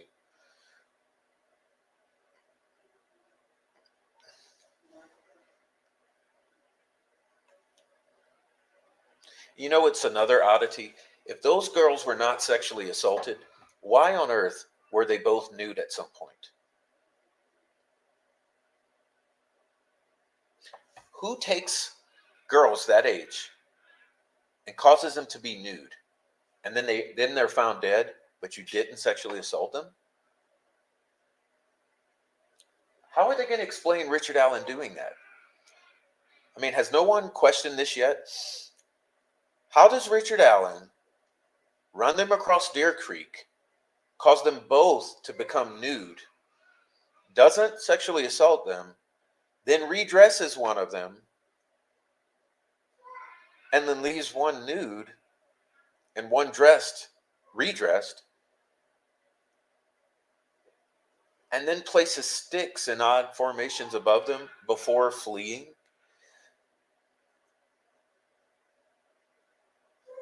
How do they get nude in this Richard Allen lone wolf killer scenario? How do they get nude? And why is one redressed? I mean, do the brain cells not operate on the other side?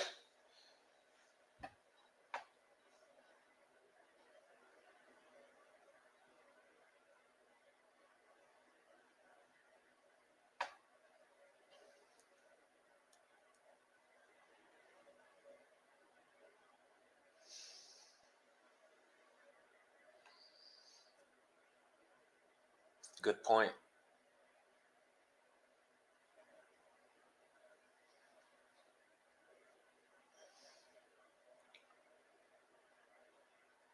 Who was the last person to actually see the girls? Right.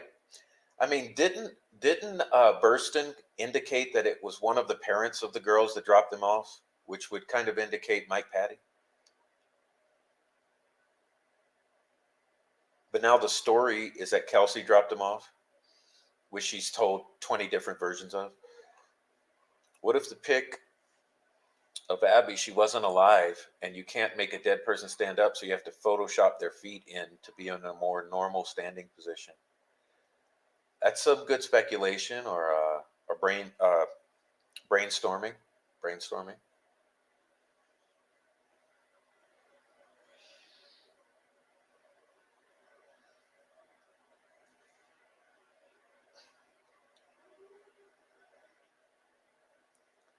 Bezos says they're sitting on a mountain of evidence that doesn't point to Richard Allen. Well, that's what I'm getting at with what we're doing. Okay.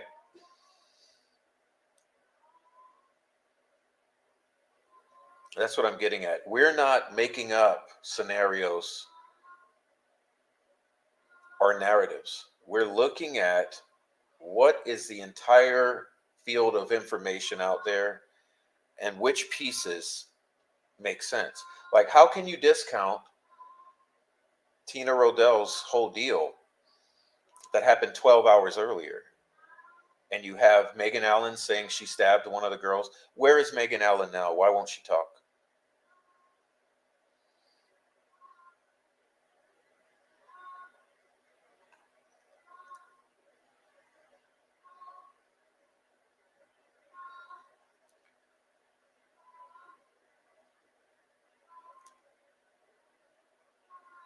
All right. RC99 says, yeah, I don't think they're sitting on anything.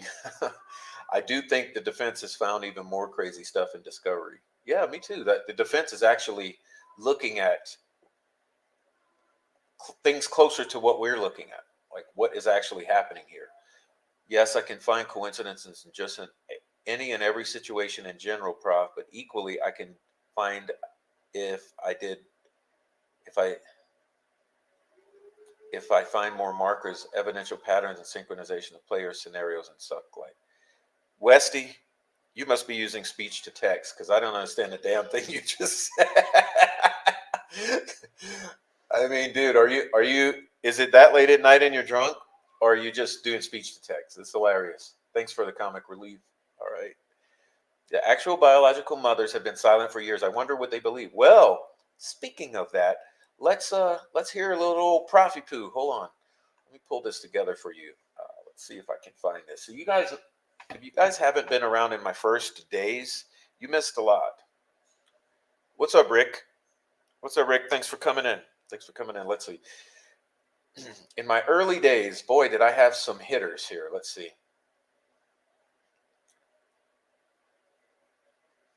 All right, so I got this one. Okay, let's see if I can. I'll do it on here to be easier. Let's see. So you won't see it, you'll just hear it, okay? So let's see. See if I can do this and not play the commercials. I don't Oh, always that's a have commercial. 2 Sorry. hours. All right. We'll play this one for you.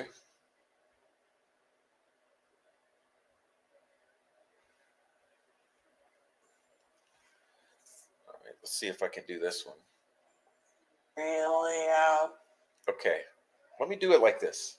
If there were people really out there cooking meth that day, or really out there messed up and saw 2 kids, if there were people really out there cooking meth that day, or really out there messed up and saw 2 kids, and maybe I don't think that had anything to do with him. Okay. Why did I play that? Because she's saying if there were really people, she's telling Hannah, if there's really people out there cooking meth that day and really messed up, I don't think it had anything to do with Derek. Okay, that's Carrie telling Hannah. And then I have another one. The other one is a different clip. Let's see if I can pull it up. Okay. This is a different one.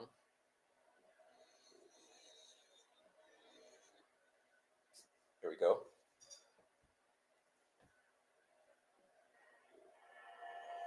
I worry that maybe they saw something they weren't supposed to. I've heard a lot of stories about people making drugs out there, and even that very day we're out there. So I feel it is possible that maybe they saw something, or somebody thought that they saw something that they shouldn't have and dealt with it. Okay, did you guys hear that? Let's hear it again. Focus on what she's saying and not what it looks like. I worry that maybe they saw something they weren't supposed to. I've heard a lot of stories about people making drugs out there, and even that very day we're out there. So I feel that it is possible that maybe they saw something, or somebody thought that they saw something that they shouldn't have and dealt with it. All right, you caught it? Did you catch that? Did you catch that? Did you catch that? Oh, sorry about that. Yeah, I thought that, you know,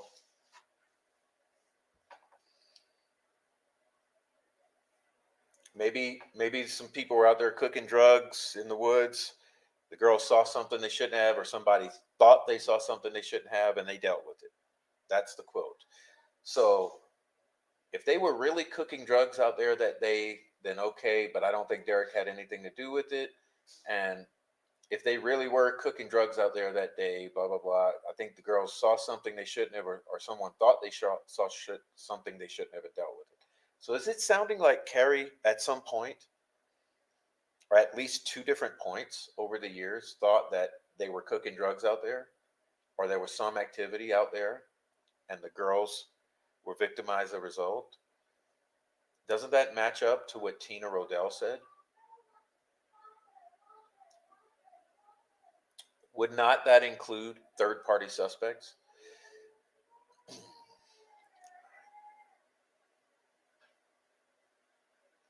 But that's where the mothers are.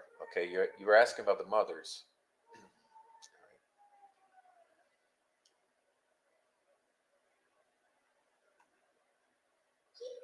I wonder what the families really think about the case against Richard Allen. One of the girls' mother recently chastised a poster who was insisting Ari was a perp. I don't want to read too much into that. Ooh, interesting. Oh, you mean, well, I'll say it. Okay, I'll say it. Yeah, Anna Williams said he's innocent until proven guilty, something like that, which is factual. How many coincidences does it take before it becomes mathematically impossible? Okay, here's Westy again. Let's see if I can read it this time. A whole group of people from all wraps and social standings of representatives of public of life, literally lying, covering, hiding, delaying, denying the truth and justice Libby and Abby deserve. Yeah, the feds need to move on over a couple states. I'm sure they'll detour in Ohio. There's a lot to take care of there too. Who takes underwear and sock as a trophy if it's not sexual? Humiliation or ritual? Yeah, I know, but what doesn't make sense is how they redressed one of the girls.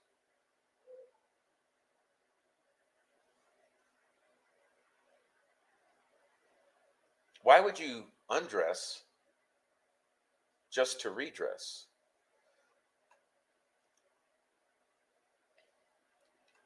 And you say double dress, yeah, with nothing makes sense. Bezos says they probably didn't even do a sex crime kit on the kids.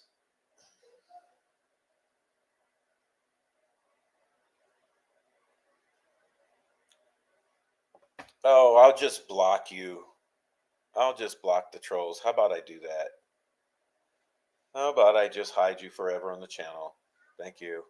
We'll get rid of you. I'm not even going to acknowledge it. All right. What's up? What's up, Rick? I'm not sure why people find it hard to believe this stuff's happening everywhere. Please hit subscribe. Look, they didn't even do proper time of death. Yeah, we don't. That's another thing. Okay. What are the times of deaths?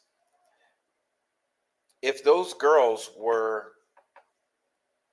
in the water that was freezing, it would alter the times of death, would it not?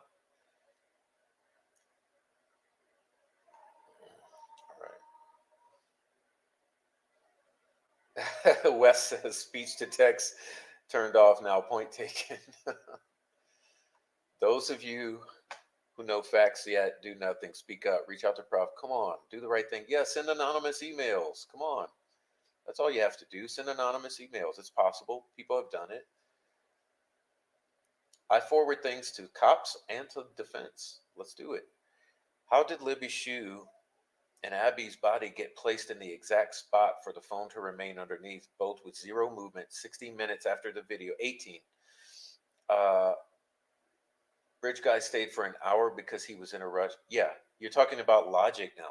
Please, AEOD, don't speak logically or think logically here, because the logic is what destroys this entire timeline and the entire crime line, as I call it. Like I said, why on earth would Rick Allen walk the girls across the creek, which ain't gonna happen, but why would he do it? To have the girls undress, not sexually assault them, force one of the girls to redress, and then leave the crime scene the way he did, or the way it was left with sticks, get out of there, magically somehow be seen by Sarah Carbo, who said she saw a 1965 Mercury comet, and him be muddy but not bloody. Well, how is he not bloody? The way those girls were cut up, how is he not bloody? How does he not leave any DNA, any fingerprints? How does he leave nothing at the crime scene? Not a single hair.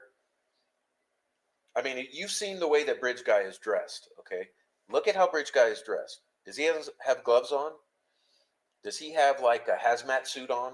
Does he have a hat? I mean, his hair's out. Like, couldn't his hair fall? Wouldn't there be some sort of a struggle where maybe some hairs would fall? If he's using a bladed weapon, you know how easy it is to cut yourself when you're yielding a blade. It's very easy to get cut. How does he get out of there completely clean,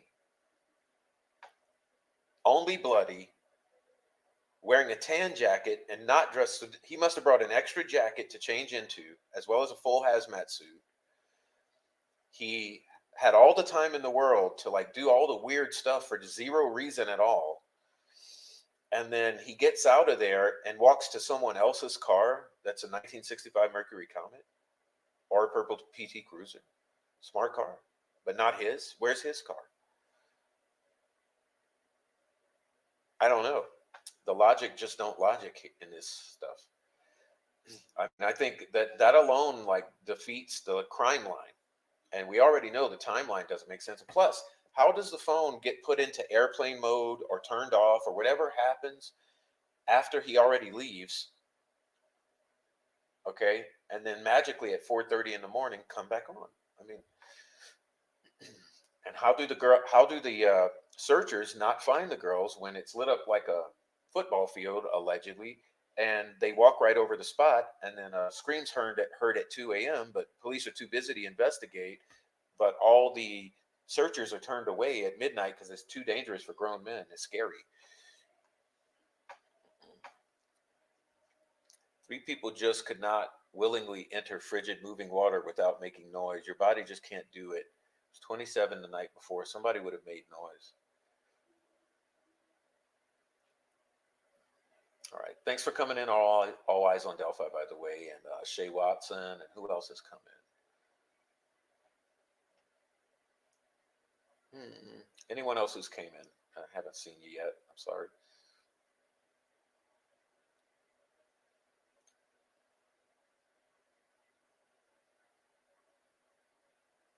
Haunted Parlor has come in. What's up, Miss Haunted Parlor?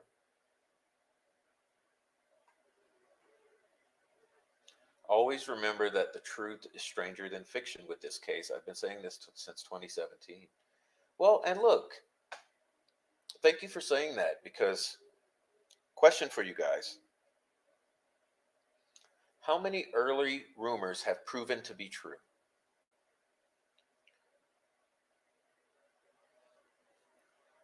For example, I heard years ago from someone who had spoken with one of the alleged people who found the bodies, said, Prof, there were satanic symbols. This was a quotation I was given. There were satanic symbols on the girls' bodies and carved on a tree. And their throats were cut and they were stabbed in the neck. Well, geez, how would people know that before Richard Allen's arrest and be talking about it behind the scenes of the locals if it wasn't true? Well, think of all the other rumors that have been told. And ask yourself, how many of those are true?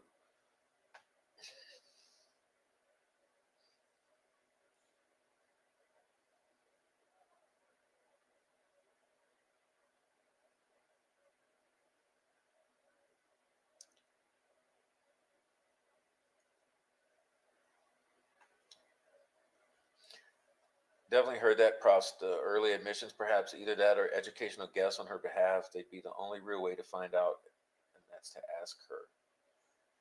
Oh, I don't know which comment, which statement you're commenting on there, so I apologize. There's no reason to falsify Snapchat pics if the girls just wandered into someone's method lab. Yes, there is. Meth heads are really good at computers. Okay, if those girls were dead 12 hours or 24 hours before, there would have been plenty of hours to fabricate a whole planted scenario, including the thing that's on the victim's phone, because why would you leave the victim's phone there safely protected if you didn't want people to find that bridge guy video? Which makes you think, in first logical thought would be, it's planted and the evidence on it is planted, meaning the bridge guy video, meaning a whole scenario was set up, and if the family lied about the happenings of the day, then all it would take is for that planted evidence, the lying witnesses who happen to be related to the family, and the family, if the family's lying, the related family members who are witnesses are lying, the evidence is planted and staged. It'd be very easy to fabricate all of that in a number of hours, especially for meth heads good at doing so. Interesting, they are saying the sketches are the same person. That's a big negative. Yeah, it's a big negative, especially after saying for years that they were not the same and issuing that statement. And you know what I saw today? I want you guys to see this, because I tell you, the shit you see, man. I mean, for real. Okay, look at this. And I know you guys, okay.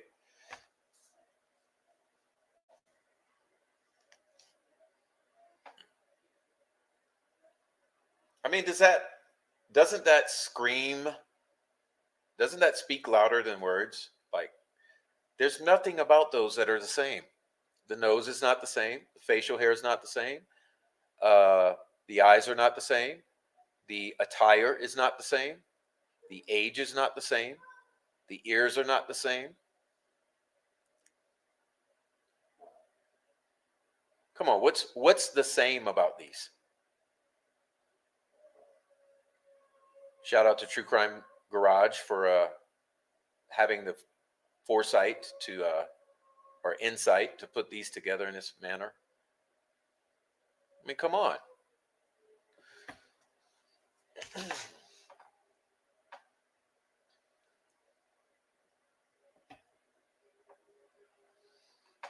Yeah, I don't think they took it either. I think it washed down the creek. If there were clothes in the creek, the clothes could easily just keep on going.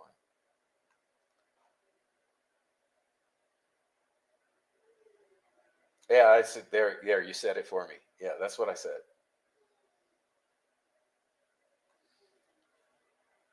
Okay.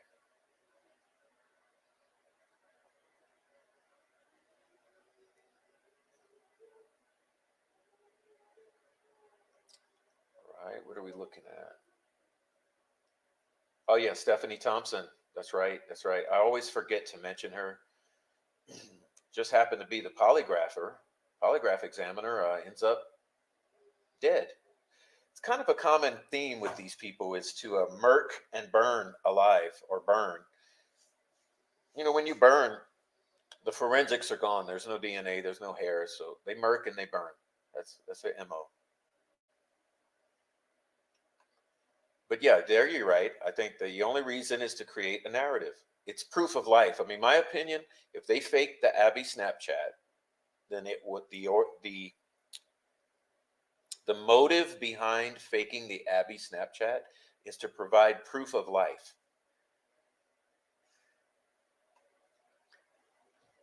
Abby didn't dress herself. She couldn't have. There was no blood on the clothing she was wearing. She was dead when the clothes were put on her.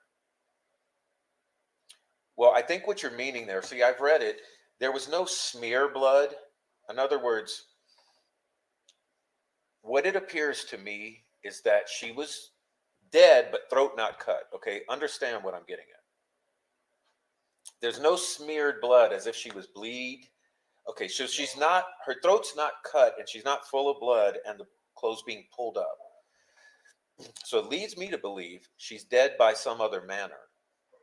Okay, but she's not profusely bleeding. So she's dead by some other manner. They pull up the clothes, they dress her, then they cut the throat as a part of the staging. You know, once she's dressed and she's all dressed and laid there, then they cut the throat and stab.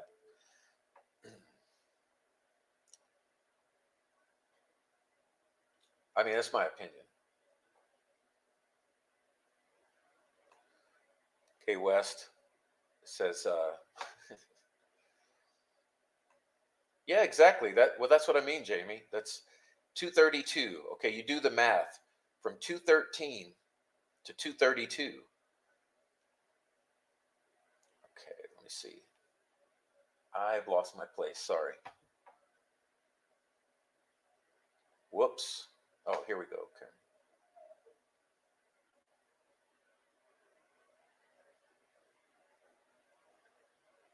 All the kids that are born in that messed up system are victims. Yeah, there's kids tend to be the victims of this cartel. I mean, look. I mean, you guys know I basically call it a cartel. That's what we're dealing with. I mean, look at the crime scene. Okay, the crime scene. If you would look at that crime scene, first thing you're going to think is MS-13. Go look at MS-13 hits, and then look at Abby and Libby.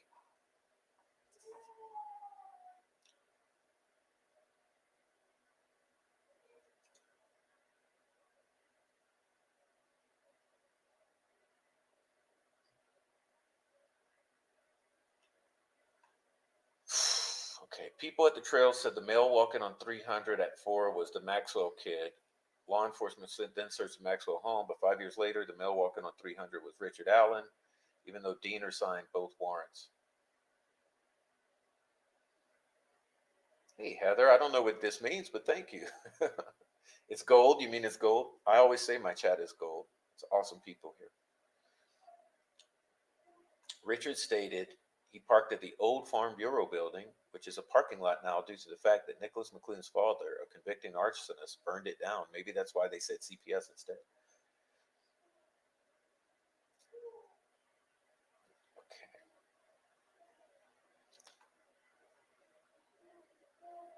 Sketches don't match, and the redress shows they had lots of time. That's what I'm getting at. Also, you know what else shows they had lots of time? The placing the sticks strategically on the bodies, the way they're placed in satanic or runic symbols, that screams you got a lot of time to fuck around. Because I don't know about you, but if it was me and I got a dead body laying there, I'm out of there in 2 seconds. Like I don't have time to mess around, play with sticks, and to redress. No, yeah, you're out of there. Okay, just a moment, please.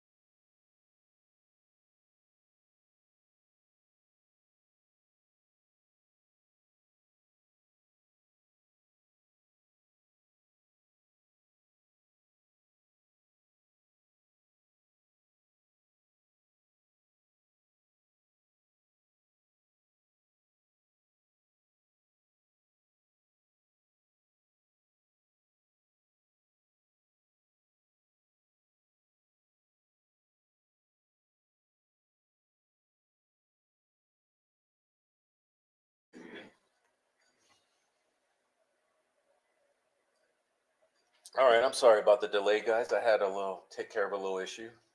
All right, Sandy.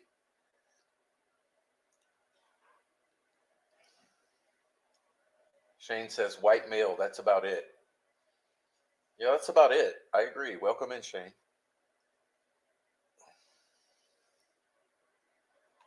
You'll have to ask Doug Carter what he thinks is the same. I'm not seeing it. Yeah, he could, because it was always different until Richard Allen's arrested. Now all of a sudden it's the same. Welcome in, Sunflower Soul. All right. Why would the family help cover this up or aid in the misinformation, at least? Allegedly, of course. I don't know. I have a theory, but I don't know.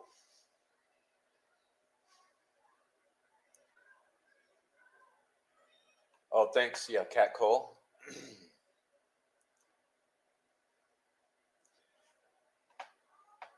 Shay says, I had seen Richard Allen at work a few times. Did not know him, but had prescriptions filled there. He was notable because he was so short. Those witnesses would have thought of R.A. if they saw him. That's what I'm saying. That's another thing. I don't know how many of you have ever lived in a small town. In a town of that size, I mean, shit. In a town 5 times that size. Okay, how many of you have lived in a town of 15,000?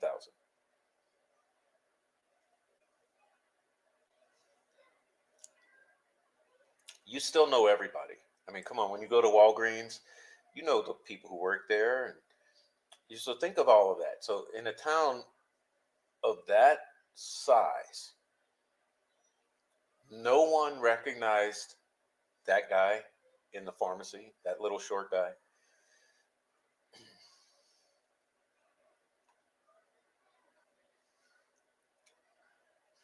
Snapchat. Proof of life, yes. And location, yeah. That's what I said before in my, sorry about that. I got water in here. What I've said before on my earlier shows, you got to go back a year ago, is that there's 2 points to the Abby Snapchat. Time and place. Proof of life. It puts the proof of life at that time, at that place. It puts Abby at that time, at that place. So, good point, Adrian. They didn't check the family's phones or search the houses.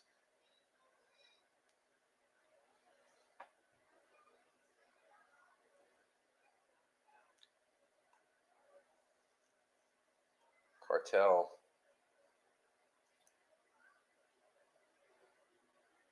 McCurdy, yes, that's right. And Anna Downham. Yes. Commentator Root. Mike Patty gives me the creeps. I think he's involved somehow, some way, my gut feeling. Speaking of that, this one should ruffle a few feathers. Sorry, not trying to do it.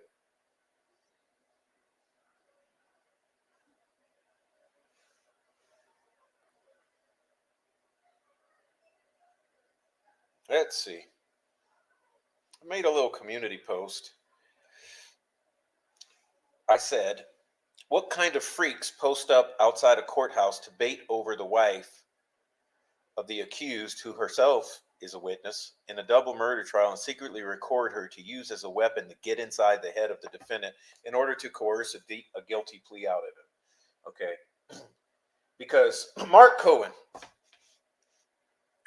could not stop running his mouth saying that this recording of Kathy Allen that Sarah Elrod Osbrook and Roseanne Mullen have scandalously, in bad faith, secretly recorded, claiming that her monster's confessions are believed, and she doesn't feel married, and all the slander, the attempt to be controversial and drive a wedge between her and her husband, and get in his head, Well, let me ask you, how would you feel? How would Becky Patty feel if someone had recorded her uh, opening up about her marital problems with Mike? Because, could have happened. So I'd be careful. I'd be careful about this sort of thing with these sorts of things being said here.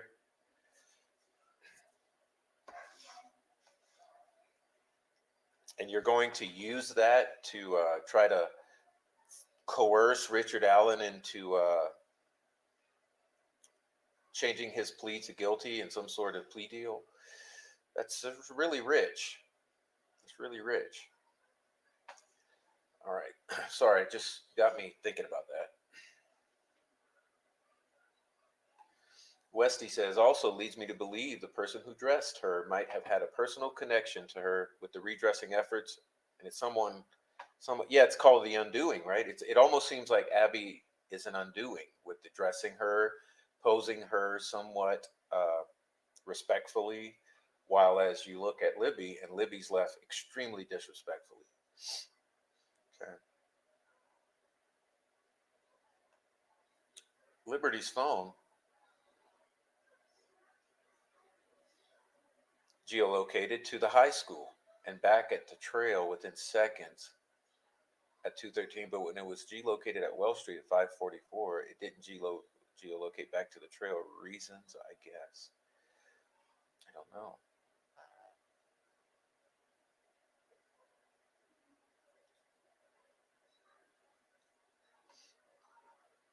Well, that's what Perlmutter said, that the clearance, ceremonial circle, whatever you want to call it, so easy to exploit men in powerful positions. They think they're untouchable and can do whatever they want. I'm sure it happens to women as well, but it's probably easier with dudes. Phone ceases moving at 2:32. Yeah, which means if 2:13, that's what I'm getting at. We did the math. Let's do it again because I did it the other night. Let me make sure I wasn't tripping or something. Let's see. So we'll go back to the calculator and we'll say 2:32 minus 2:13. As easy as that. 19 minutes. Okay, then you got to subtract the 43 seconds, right? So let's just call that a minute. 18 minutes. So 18 minutes, you have time to get the girls under control, march them off of the bridge, down a couple inclines,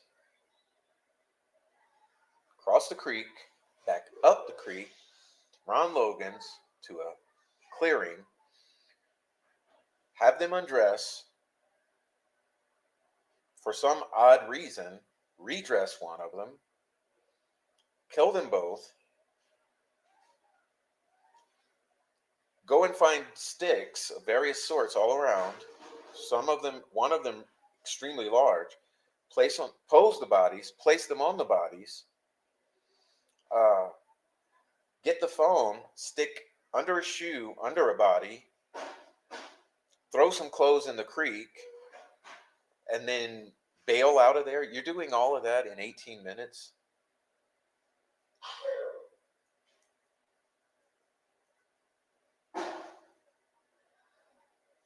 Why? Why have the girls undressed if you're not going to have some motivation for that?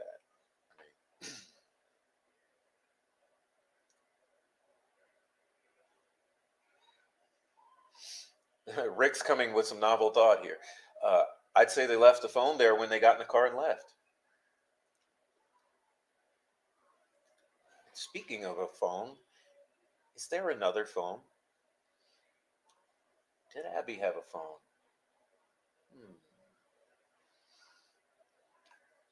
Everyone was at the trails, having all kinds of different adventures until the girls went missing, and then suddenly everyone vanishes. Get the fuck. Yeah.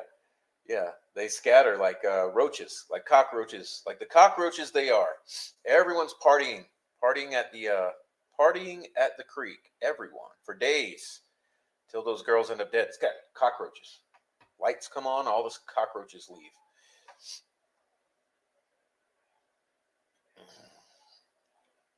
All right. Apple Health has the phone to stop moving at 2:32. Since it's under a fully dressed Abby, all of the unaliving had to be done by then, according to LE, and all so crazy stuff. 18 minutes. 18 minutes. This is what I'm saying. The timeline falls apart in so many ways when you look at the whole context. Okay. Now, if you believe only what the lying uh, law enforcement says in the PCA, in the charging information, yes, it's you might be prone to believe, or you might tend to believe that, okay, well, Richard Allen must have done this, right? Because they're saying that all the witnesses saw him and he put himself there, and it's his vehicle, and it's all him, and he's on the video, and so yes, it must be him. But when you start to break every piece down and look at it and say, well, hold on, did he put himself there? uh, did the witnesses witness him dressed in his clothes?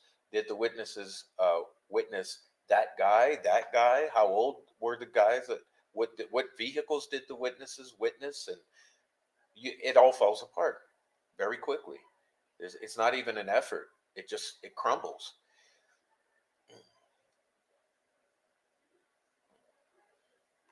Kayla says, I think the part by the high school was a little boo-boo they made while setting up the Snapchat and video upload. Yeah, maybe with the video upload, I mean, if they had pre-made this video and the Snapchat in the hours before, uh, I don't know, maybe something like that with the Bridge Guy video where it showed the origin point, but then suddenly it located to the actual GPS.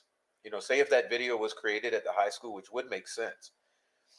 It would make sense for both to be created at the high school. The fake Snapchat of Abby and the Bridge Guy. If both of those were faked, it would make sense that they were both created at the high school on those computers, maybe, and then or by someone there. So at the high school, they're created, and then if it's transported to that spot and turned on, maybe that's why it shows, because it initiated over at that high school, but then it suddenly, the phone recognized where it was. So it makes you think,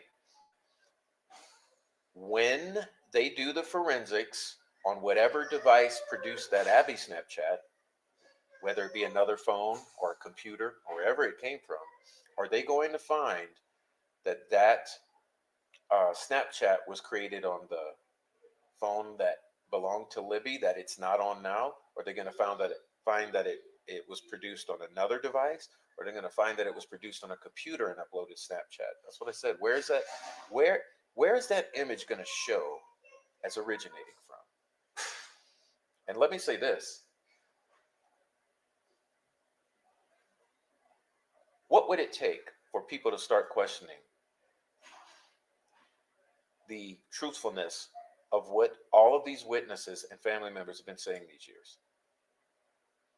What if it turns out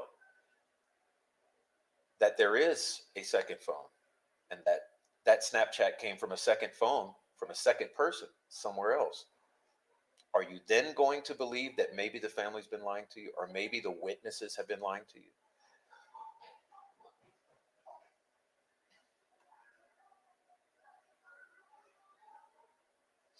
All right.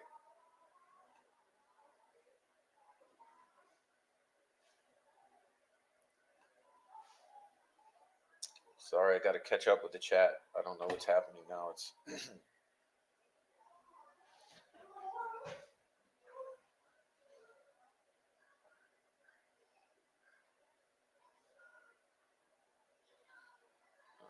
so let's see. I'll try to run through a bunch here. Let's see. Carrie, welcome in, Carrie. Retaliation against Derek German. That's what it feels like, doesn't it? Maybe someone getting him back for getting a loved one hooked or on or killed by some stuff he sold, or snitching, or money owed, or who kind of knows why Liberty was left without clothes and Abby had clothes. I know, that's what I'm saying. It's either an undoing on Abby or it's a cartel hit, and they want you to know that it's the message is Libby is the target. Welcome in, Kevin. To believe Richard Allen guilty, an unbelievable amount of random events and coincidences have to occur to bring the parties together. If Abby had a phone, much of that goes away. Yeah, I think Abby had a phone. I mean, let's be real. I'll tell you what I think. I think there's a second phone. I think it belonged to Abby, but I don't think Abby always had it. Maybe Libby held it for her until they got together, and then it was Abby's while Abby was visiting, and then Libby kept it while Abby had to go back home and not have a phone. Get what I'm saying?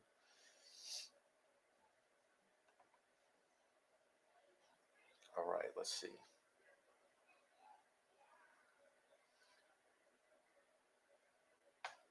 Deposed Kyle, Erica, Michaela, and Kelsey. Yeah, and I would say Cody and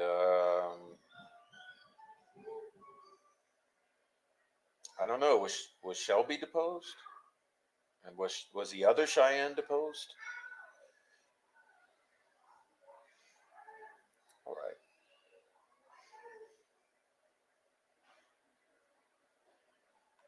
DB says, I truly don't understand video having multiple GPS coordinates stored in the longitude latitude, as there are single value fields in the phone's metadata. It's not an array or list.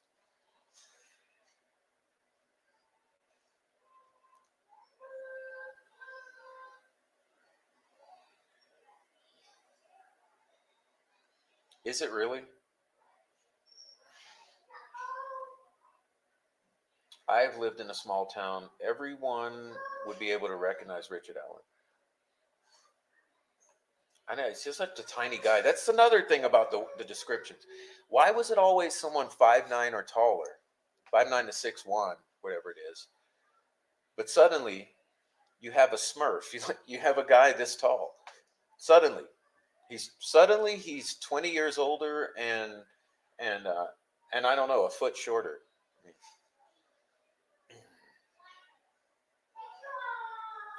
Why not do a lineup? Why not do a lineup? Let's do a lineup.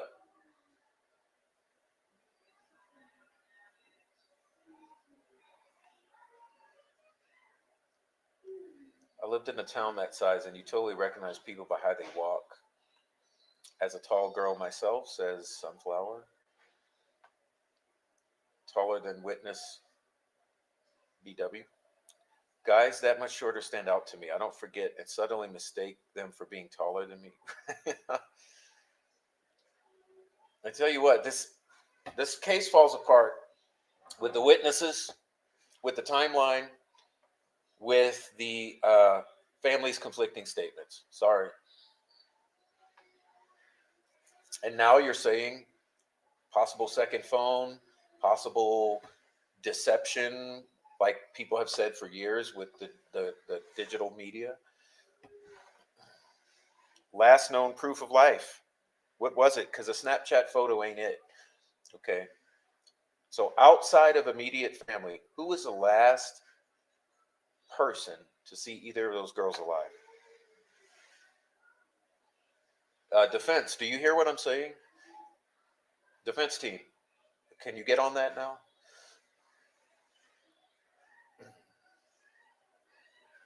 No one verified they saw Abby and Libby. The one witness claims she saw who could have been, or who she believes may have been, Abby and Libby. Could have easily been any other two girls, especially relatives.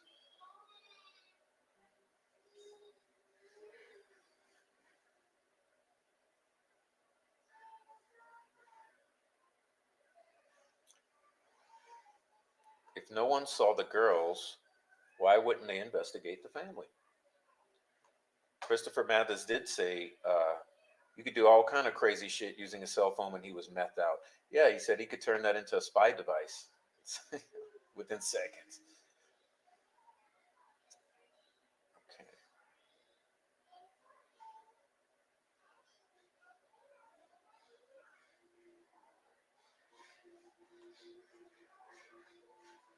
No one stated they were for sure Abby and Libby. Kelsey and Bree look very similar. Yes, they do. That's what I'm saying. It could be relatives. Doesn't have to be Abby and Libby. She doesn't know that she saw Abby and Libby. All right. Shudder to think those girls were never on that bridge. I don't know. Were they? Was it the day before? The week before?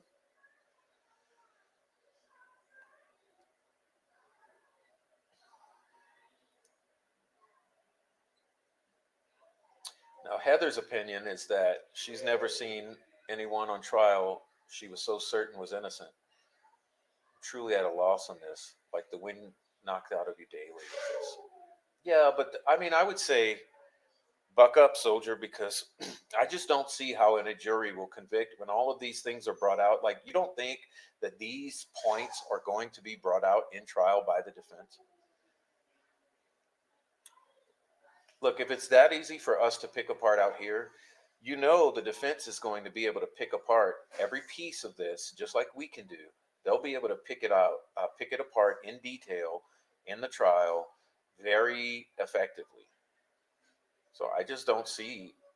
I mean, I'm not going to get overconfident here in what's going to happen, but I just cannot imagine unless there's some bombshell. I've been saying this for a year. The only way I can see it is if there's some bombshell evidence, bombshell that no one knows of, that and I just think there can't be, because if there was bombshell evidence, don't you think that the little troll farm would be running around like yapping about it? Because McClellan would have leaked it, or one of these the employee of Gull who leaked to these guys, like someone from the prosecution would have already leaked this fucking bombshell info so that the YouTubers can run and get in everyone's heads with the bombshell evidence to influence the jury pool. They would have already done it. So it leads me to believe there's no bombshell evidence. Because if they had anything, they'd be blowing it out of proportion, just like they already do with the bullet, or he placed himself there. Like any little tidbit they have, they've already blown completely out of proportion to the level of insanity, and ran as a troll farm to, and creators, blah, blah, blah, blah, blah, blah, blah, blah, implicate his guilt. So think about it. They can't have nothing more. I mean, it doesn't add up that they would. Like, unless the strategy is to hold it till the last possible minute, don't tell a soul about it, and then just drop it like a nuclear bomb on the case. So yeah, there's that 1% that's what's going to happen. That's what it is, but I don't think so.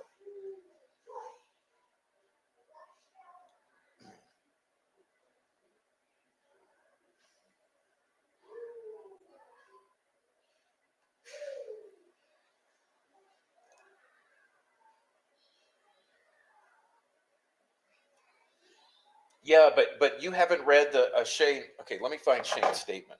Let me see. Where is it? Jeez. Sorry, hold on. Let me find that.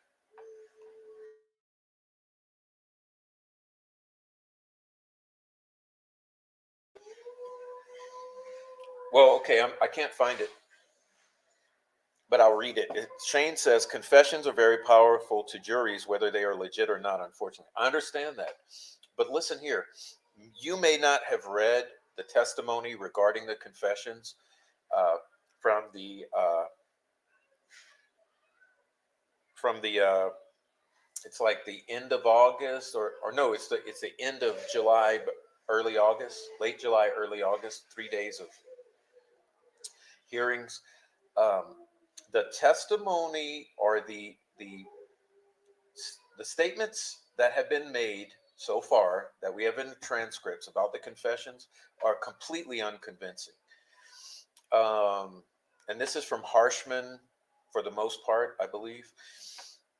it basically comes across as it's all his imagination, and we could read through that if you want right now. If you guys want to chime in the chat, and I'll see if you want to hear from some of the Harshman documents, but our transcript. But basically, when Harshman is describing this whole alleged, all these confession scenarios, it's real sus, because Harshman starts to go into stuff like, well, no, he didn't really directly confess. Like he said things that if you put in the context and you knew his way of speaking, you could tell what he was talking about, and you know, like it's kind of a real roundabout, nebulous thing, and you would think if it was that devastating, direct, clear, sober-minded confessions, Harshman would have said that. He would have had them in his notes and ready to go, and he would have said that. But the way they came across, no, it came across as like really weak. He may have made some statements to the effect of like, "Well, I'll just tell them what they want to hear, you know, and that'll bring it into it." Okay, that's not a confession. Or saying that he was talking to himself and said, "I killed Abby Libby." Well, that's not a confession. Um, Saying, "If you say I killed him, then I killed him." That's not a confession. So, as I read through those transcripts, the the the only one statement that seemed like it could be something was that he seemed to possibly relay things that could be known only to the killer. Well, what would that be? Because this is after all of this information is leaked out, after the crime scene photos have leaked out, all of this shit. So what did he say? So, where the girls were, their throats were cut. Well, that's known. Oh, there were sticks on the bodies. Well, that's known. So what in the hell would be only known to the killer that's not already known out there, and that some of the inmates screaming at him constantly 24/7 or babysitting him wouldn't tell him? Why'd you place sticks on the girl? Oh, well, now he knows there's sticks on the girl. Why'd you cut their throats? Well, now he knows their throats are cut. So that ain't gonna fly. I mean, the defense could tear that apart.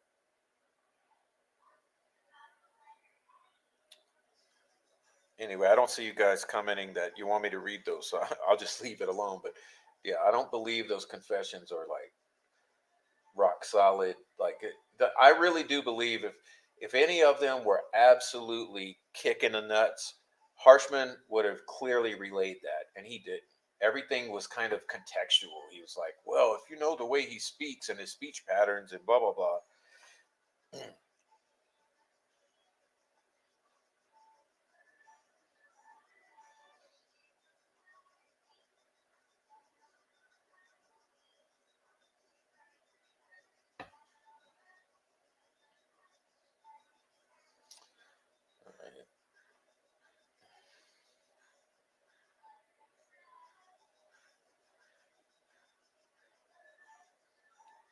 I got a lot of catching up to do. I see I'm way behind.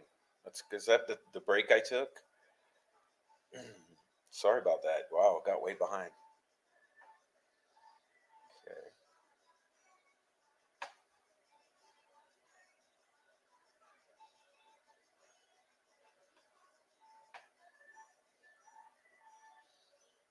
I think the redressing, the stakes, the fake photo are all meant to cover and confuse. Those are part of the tentacles, I think. I think the actual tentacles are the dark web. I mean, you really want to know what I think?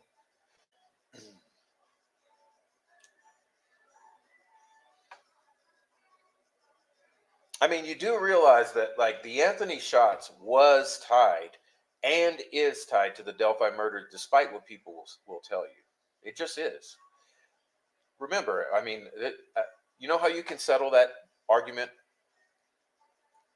Did the Anthony Shots account have contact with one or both victims? Yes or no? End of discussion. End of discussion.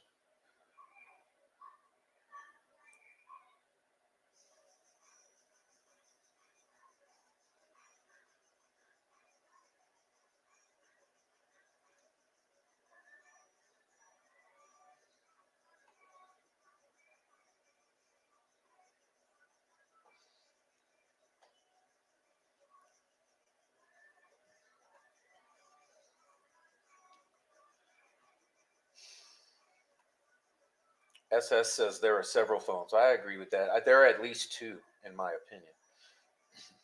We'll be finding out about that, I'm sure. Every rabbit hole leads back to that family having knowledge of what happened. I agree. That's why I question.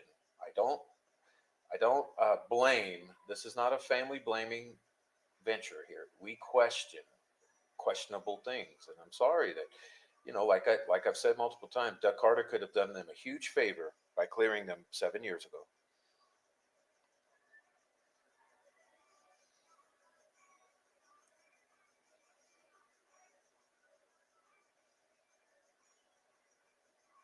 Fireman searched 5 times till midnight.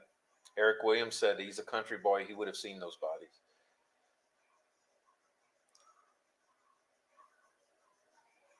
Eh, I don't think so, Shane.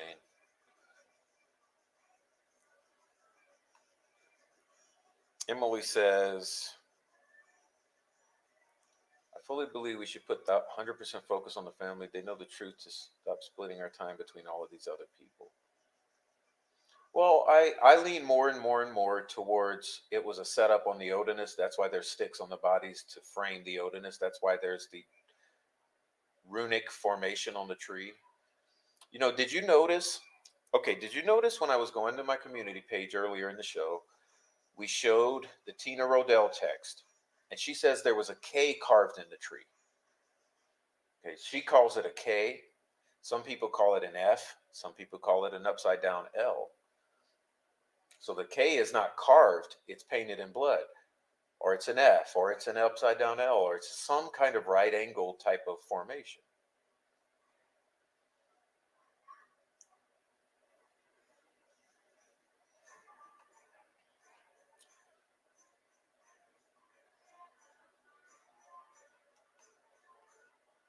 Why were so many people, witnesses or participants, at the trails on a Monday workday that was not so unseasonably warm? Yeah. I do believe that most of the people around there that are related to the family are lying.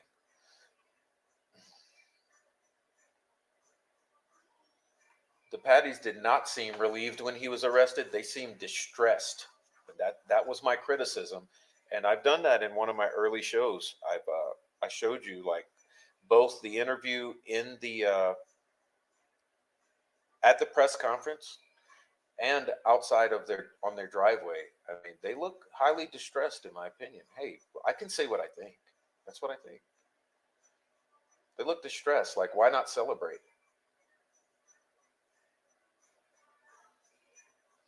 Who were the three girls? Do you mean the classmates who were seen under the bridge? So there were the three classmates who were under the bridge. I believe those are the three girls, but I don't know if that's who you're talking about. Those classmates lied too, okay?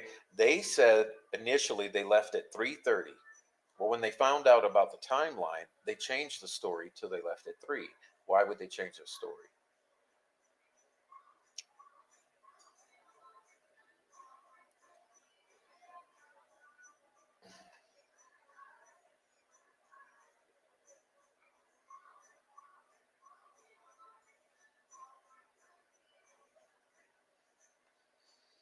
Allegedly, Kelsey said Becky let Abby have a phone because her mom wouldn't let her have one. Never been addressed. Was it on that phone? Is that the second phone?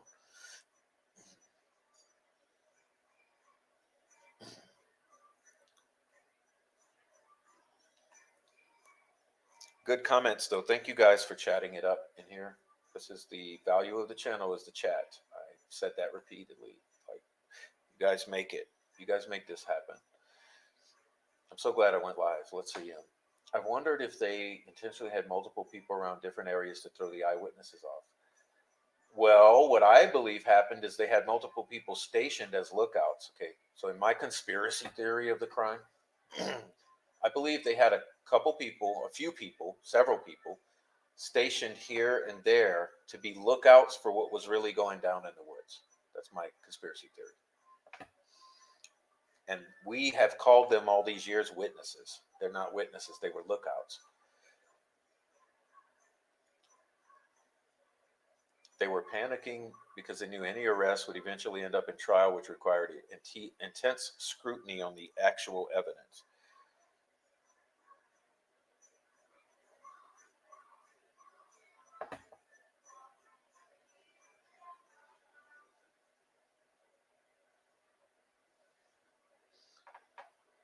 Hi, Amy. Welcome in.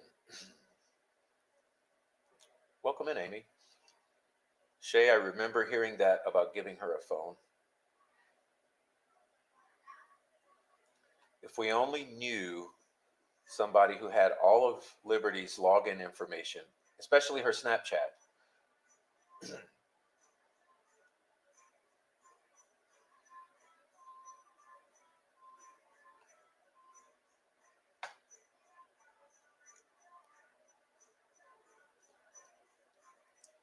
Fiend, I don't know. I don't know what you're saying. I'm trying to interpret that.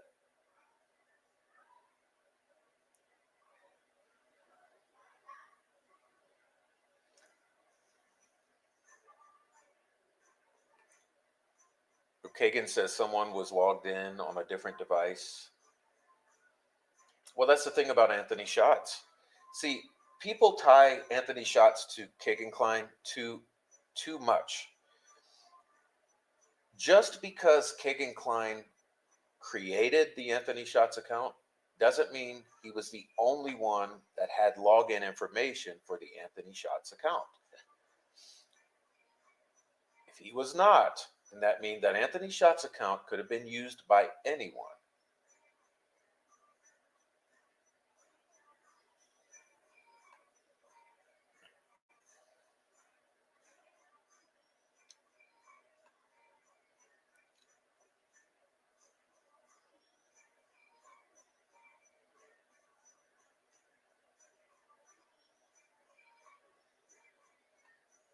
Yeah, they don't have a slam dunk case. I don't think there's a slam dunk case. Like I'm saying, it just doesn't add up that there's a slam dunk.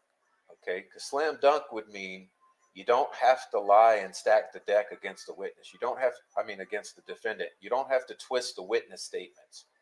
You don't have to lie on the doc. You don't have to say like this car when it's not this car, it's that car. You don't have to change the color of the clothing or the witness's description. You don't have to do any of that.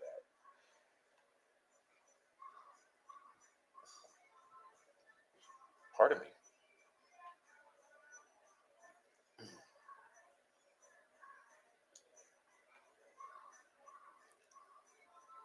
How far behind am I here?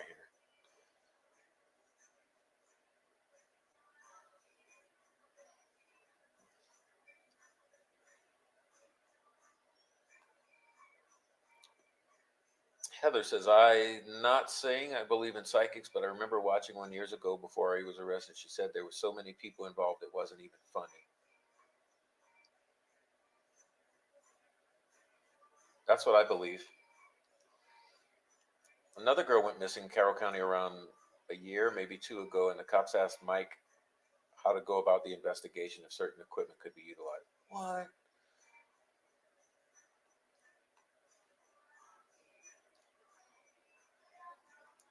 No lineup, no taped interviews, no time of death, no rape kit, no lack of witnesses in spite of all those peeps at the trail. Because you can't trust any of them.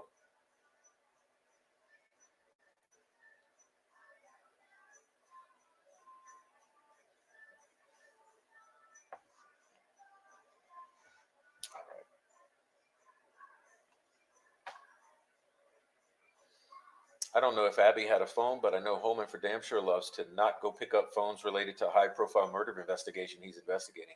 Boom. I know about that too.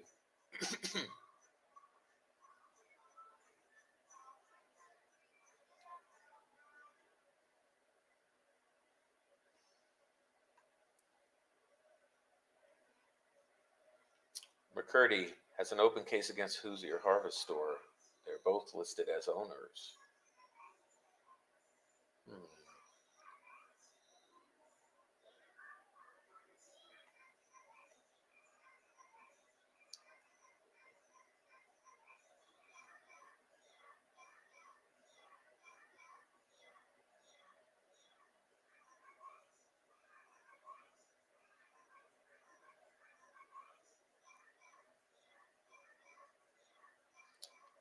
Richard Allen has no reason to Photoshop a Libby picture or Abby picture. Yeah, exactly.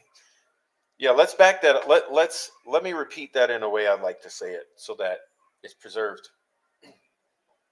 Richard Allen has no reason or time whatsoever, and probably not the skills, to Photoshop an Abby on the bridge picture.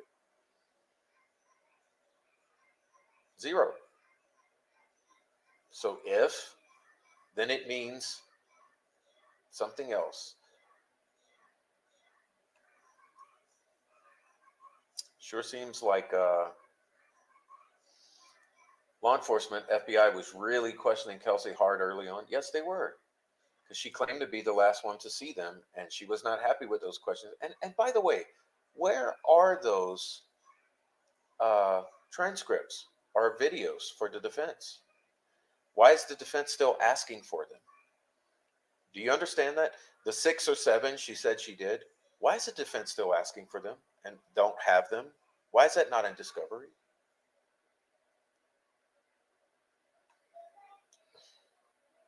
Empty bridge photo looks like it was taken in the morning dew. You know what it also looks like? It looks like exactly identical to Cheyenne's photos. Like it was taken from the same camera by the same photographer. Have you ever noticed that? I've said that several times before.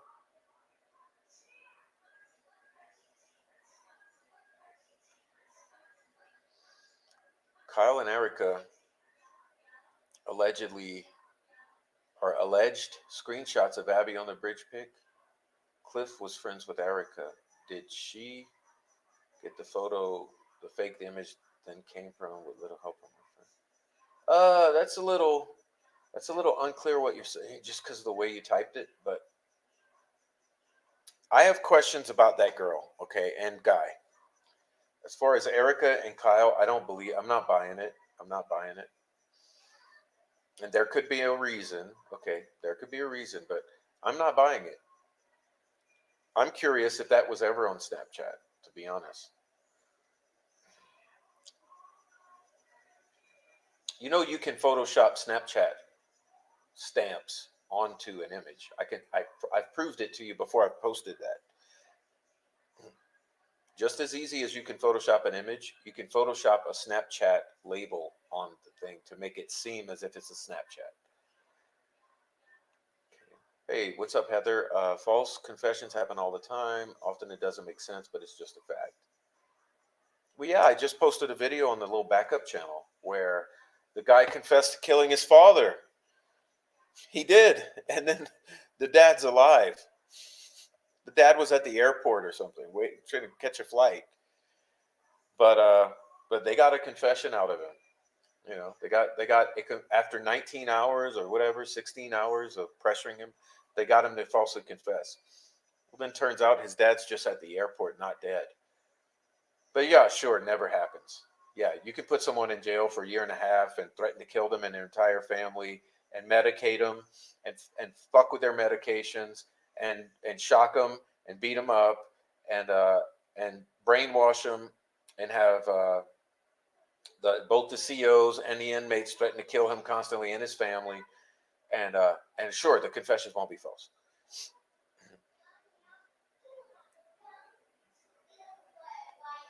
But yeah, I know that's what I'm saying. The 16-hour interrogation, the guy confessed to killing his father, who was alive and well at the airport. And you know what they did? They even brought in his dog to manipulate. So they went get his dog, they manipulate him, and they said, "We're going to put your dog to sleep," as part of the technique. Like they made him think that his dog was going to die, which he loved dearly. So they tried to break his mind down, and they did, and he confessed. And then later turns out, oh, Dad's just over there at the airport. So it's on the small channel. Go watch it.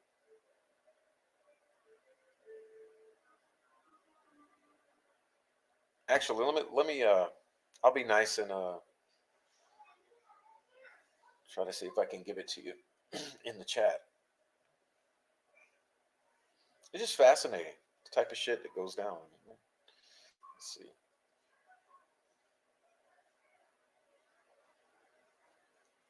Come on. All right, here we go.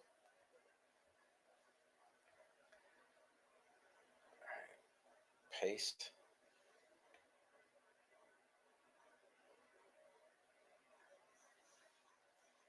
There you go. All right.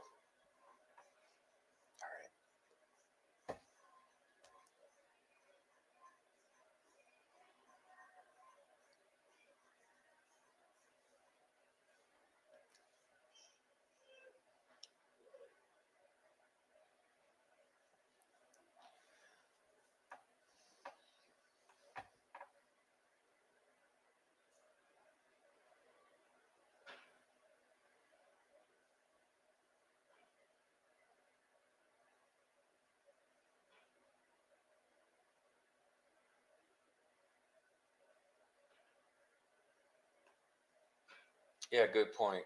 If investigators or law enforcement or that whole contingent were part of handing info to the prison guards to threaten him with and blah, blah, blah.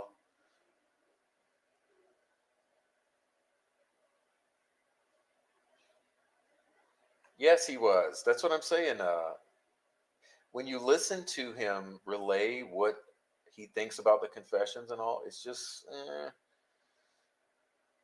it doesn't come across as bombshell, is what I'm getting at. It doesn't come across as like heavy, hard hitting, hard hitting.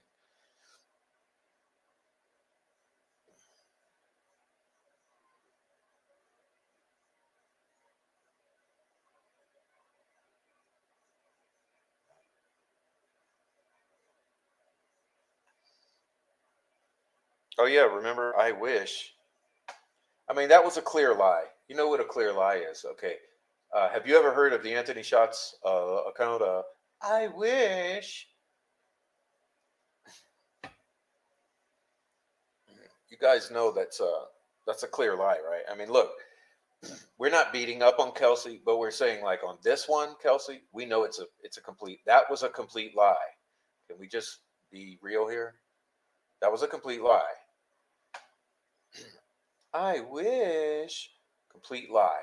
Okay. Bottom line, we call it as we see it. Sorry, that one we have to just tag complete lie. So why would you?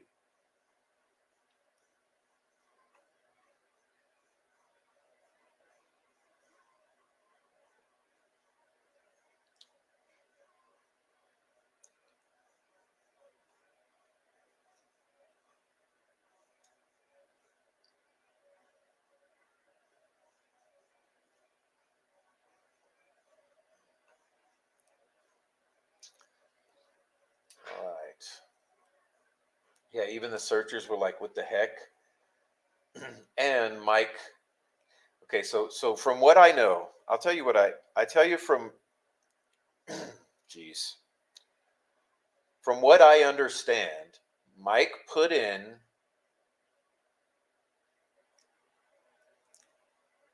at Wilson Bridge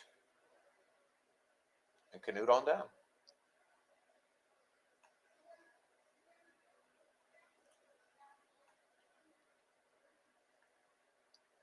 You feel like the Odinist staging was set up on purpose to point to certain persons? Yeah, maybe like Brad Holder, who Becky Patty pointed the finger at as well, almost like it's a conspiracy. I mean, did they intentionally set up Brad Holder and that's why Becky pointed at Brad Holder?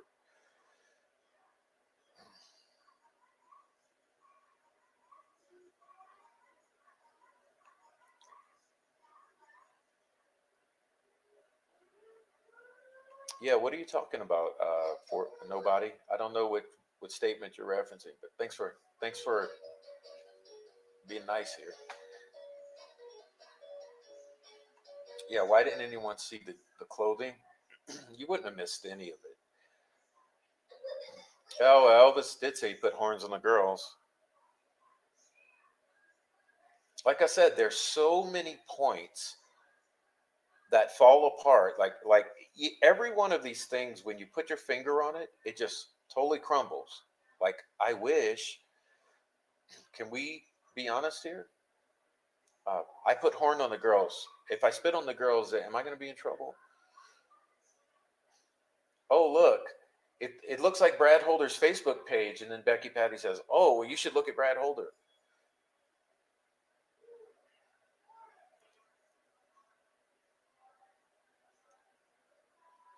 Oh, and then yeah, you're right. Denying knowing Richard Allen, but then it coming out that they did know Richard Allen of Richard Allen.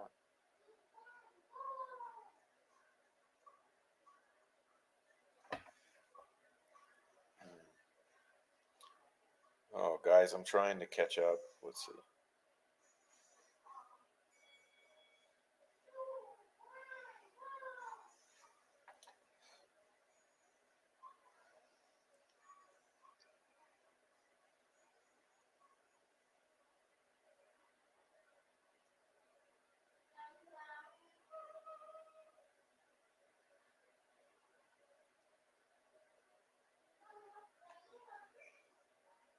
Talking about Liggett changing the classmates' timeline.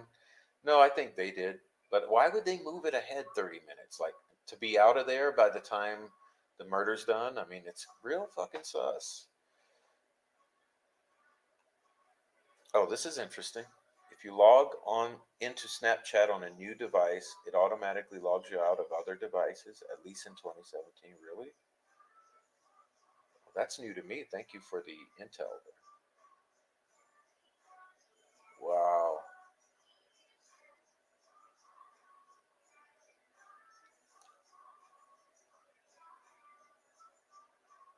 No, I think it's fear of his wife and daughter being killed. I mean, he clearly asked, "Is my wife alive? Is my wife okay? Is my family alive? Is my family okay?" What do those statements say to you?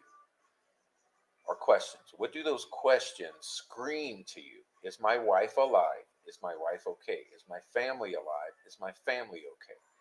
That tells me he was told, "We'll kill your wife, we'll kill your family."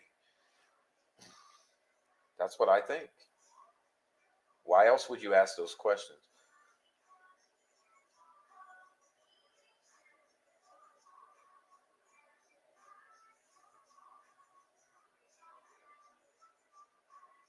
Oh yeah, speaking of the yeah, exactly. Speaking of the marathon or whatever gas station, okay,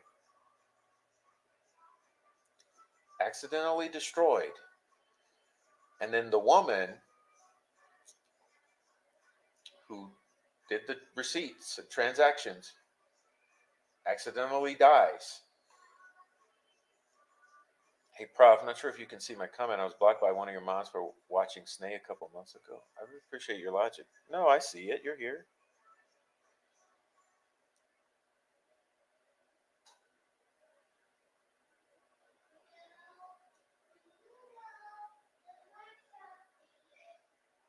Oh, right. Well, there you go.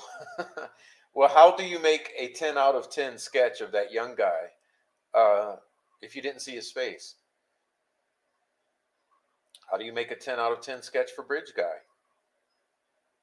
Which, by the way, is definitely was always alleged to be a composite, okay, but suddenly becomes Sarah Carbos' rendition of who she saw on 300. I mean, how is it like the mind fuckery of this case is just so unbelievable. It's like Sarah, okay, for years they said that old guy sketch was a composite based on several witnesses' account of Bridge Guy and was made to reflect Bridge Guy.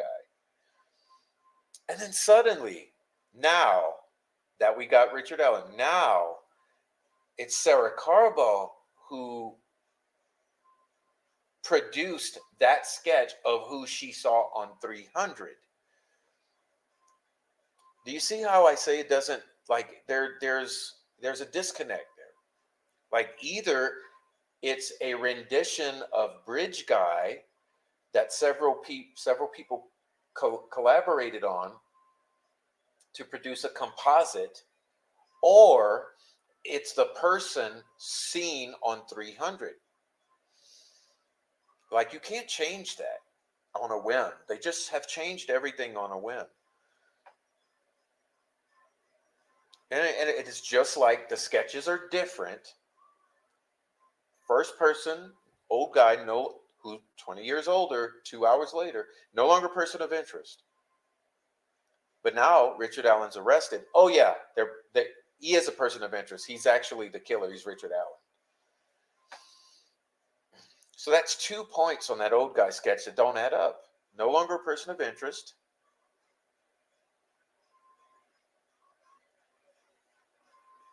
Not the same person as young guy.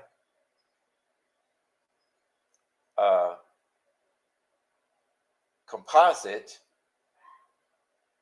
Oh no, produced by Sarah Carbo based on who she saw walking. No. That's too many conflicts there. I mean, the sketches are major. For me, the anomalies in the stories about the sketches are major. It's a major weak point. Hey, Heather, thank you for $1.99. Thanks, Prof. Very good info. Thank you, Heather. Heather Brown for this super chat.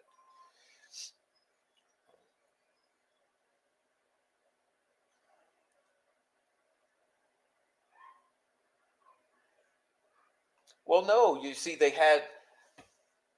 You guys are certainly aware of the rumor that appears to be true that they lost fingerprints and other stuff from that was on top of the car when the car drove off from the crime scene. Remember?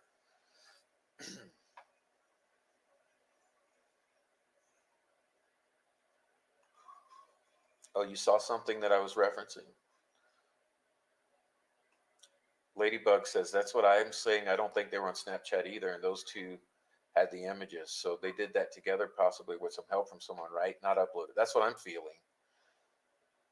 I don't know. Can it be proven? Can it be proven that those were ever uploaded to Snapchat? And if that's answered, then the question is, well, which device uploaded the Abby? Like, there's several points on the images. You know, which cameras took them? Were they ever uploaded to Snapchat? Which devices uploaded them?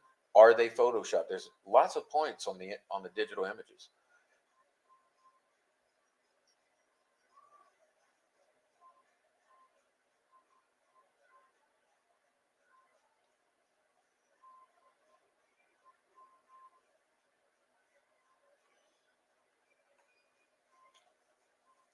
The girls are found, one in shack, one in creek, but crime scene pics and BG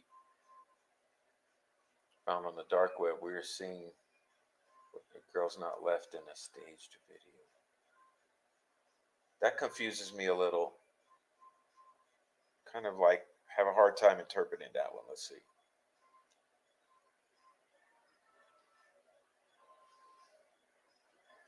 I don't think they were found. Okay, first of all, I don't think they were found one in shack, one in creek. I think one was killed near the shack or at the shack by Wilson Bridge. And I think one was killed, Libby was killed right at the crime scene. I think Abby was already dead. I think they were brought either by vehicle or canoe down the river, down the creek to the crime scene.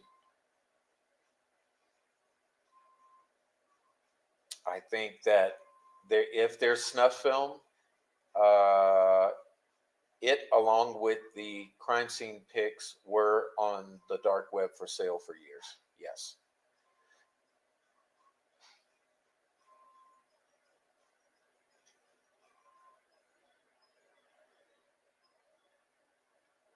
Okay. And remember, none of us have okay, none of this is coming from my imagination. This is all stuff that people have said over the years. That the whole video, the snuff film comes directly from Garrett Kurtz describing what Ashley Garth claimed to have seen from Nick Edwards. We have alleged tripod markings at the crime scene. Camera goes on a tripod. All right. Or possibly whole other thing. What else is known? What else can you associate with Delphi and a tripod? Okay, think mythologically. Okay, in mythology, how does a tripod connect to the myth of the Oracle of Delphi? So you got two options for the tripod mark.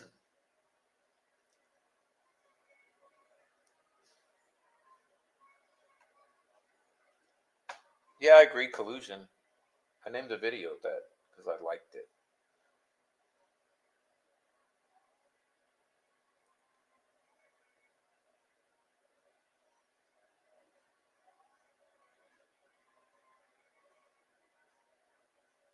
I mean, I just can't get around. Why would we not have Celebrite data on the entire?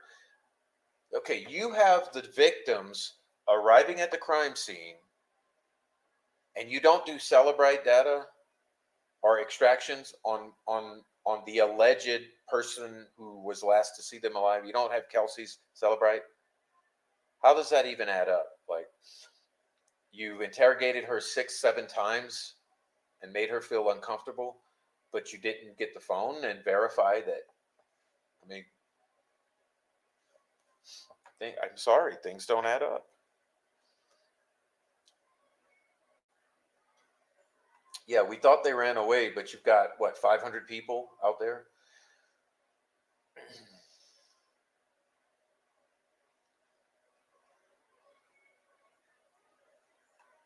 All right, so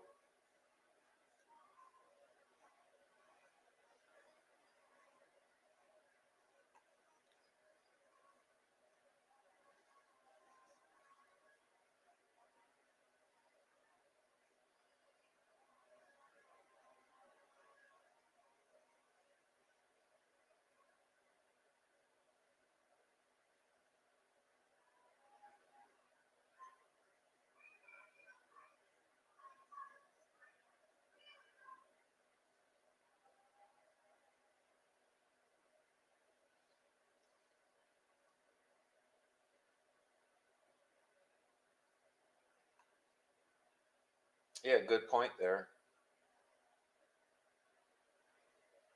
I think the clothing was placed during the canoe trip. One may have been brought up that way, or it was made to look that way to promote the creek crossing. Yeah, maybe that's why the early stories of them being found on the banks are in the water, like John Weaver. All right, pretty sure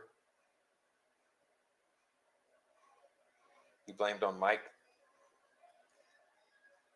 Thomas.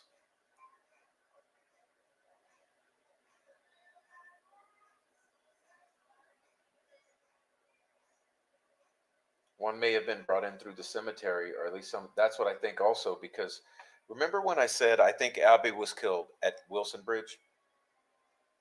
Well, if you go out there, you'll find that you can drive a vehicle right into those woods at Wilson Bridge. You can basically drive a vehicle damn near to Wilson Bridge through the woods. Down, you go down from the road, you go down into the wood, into the field. You take the left, you go right up to half. You're nearly 50 feet or 100 feet from Wilson Bridge. I think if the girls were there and Abby was killed there, they could have easily driven a truck there, put her in the back of the truck, and drove her over to the cemetery. And Abby's light; she's easy to carry. And if her neck's not cut yet, she wouldn't be bleeding all over you. She could easily go dump out Abby, and then maybe Libby's still alive, because it appears that Libby was alive at the crime scene. So you don't have to transport Libby. I don't know. It's too many questions, because no one. You see what I'm getting at is there's zero evidence of what actually happened. Like that's the thing. We don't know if they came through the water or not. We don't know if there were vehicle tracks backed up to Wilson Bridge, or vehicle tracks in the cemetery, like, or some sort of evidence that they. We don't know how they ended up. We have zero evidence of how they ended up where they were found at Ron Logan's. I mean, are there foot? If you want to convince, where are all the footprints? Where's the footprints forensically taken as evidence by the crime scene techs of two different girls and a male perpetrator coming up the creek bank onto Ron Logan's? Where's all the footprints that would obviously leave? Is that in evidence?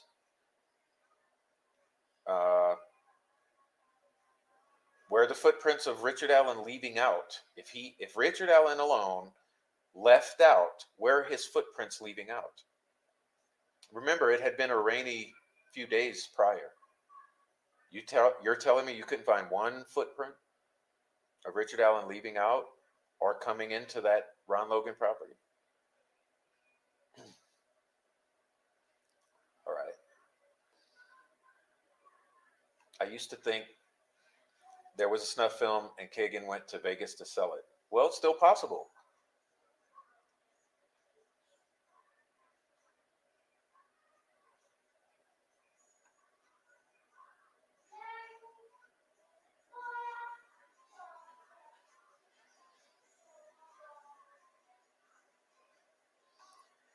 Hiawatha. Kurtz has been one of my POIs since in the beginning, and then I saw a young guy sketch. He doesn't know where he was that day, neither does Greeno. And Chris Mathis said he wouldn't snitch on him because look what happened to Delphi. True. Look what happened to Delphi. Don't want your kids killed. That's what he was saying. I mean, Chris Mathis' context for that was he was basically saying he doesn't want his kids killed, which makes you think that it was a hit or that it was some sort of payback to Derek. You know, you would naturally assume that it's some sort of assault on Derek or the Patties, on Libby's family or Abby's. If Chris Mathis would say, look what happened to Delphi, I'm not doing that, you know. He also said, I'll tell you what I seen. Right? I tell you what I seen. Well, what did you see then? What did Chris Mathis possibly see? Why hasn't Chris Mathis been deposed? Garrett Kurtz, Chris Mathis, Ashley Garth been deposed. Nick Edwards. Okay, Nick Edwards had a snuff film. Has he been deposed? If Ashley Garth saw the snuff film, has Ashley been deposed? Has Garrett been deposed? Has Chris Mathis been deposed? I'll tell you what I know about Delphi. No, it's Garrett's. This is what he says. It's Garrett's story to tell, but I'll tell you what I've seen. Well, why have they all not been deposed?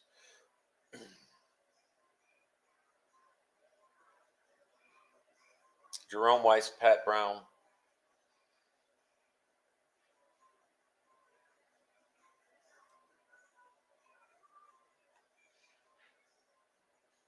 Oh, there's Christine. Thank you for answering that. The Pythian mounted a sacred tripod in the temple at Delphi and channeled Apollo, making proclamations. Okay, so you either got some sort of sacred tripod if you're doing some sort of ritual scenario, or you got a photographic camera or a video camera. You got some kind of thing on a tripod, possibly, if there's tripod marks. Why did Erskine say he observed nothing like what's being talked about now? Well, he did. He had to. I mean, the rumor is that those crime scene photos going around came from Erskine. So if he took those, he has to have seen what he photographed. I mean, you realize there are no evidence markers in those, and they're also not professional type of photos that you would expect crime scene techs to be taking. They look like someone walking up on the scene just snapping with their cell phone, which I believe, like the word on the street is that they're Erskines. I believe they're Erskines.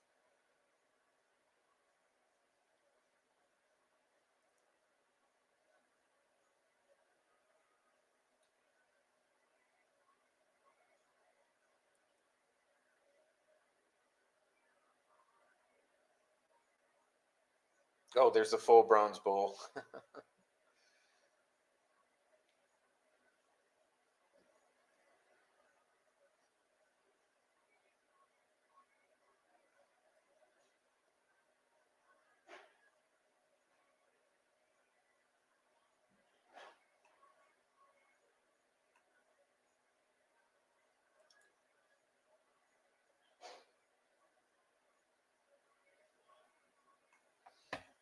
Yeah, with Jake Kyle Keener, that's another thing because Julie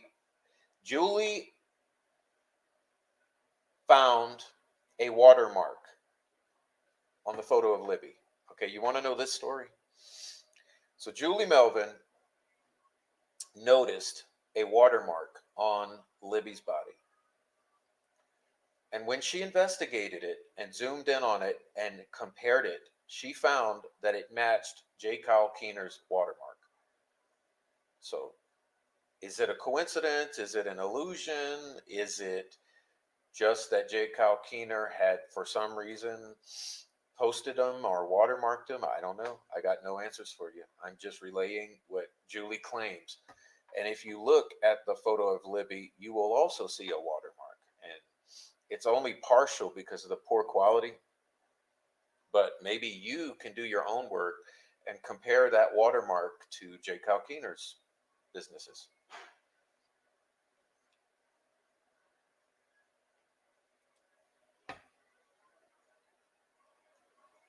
All right, so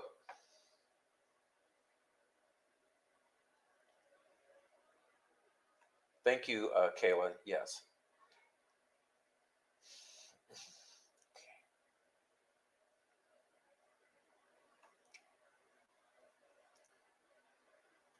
Julian Powell surveilled the Monon Bridge area the AM of the 13th. He also made sure to post the Eagles in Peru, a biker bar, as part of his like psyop or whatever it is, in my opinion.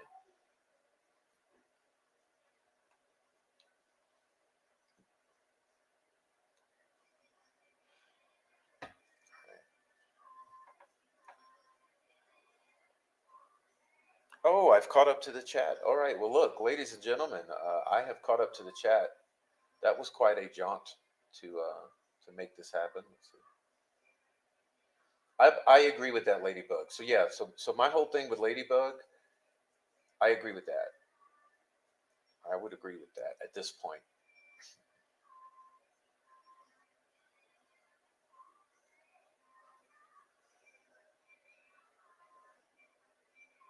Oh, they are being passed around, Emily. You thought wrong.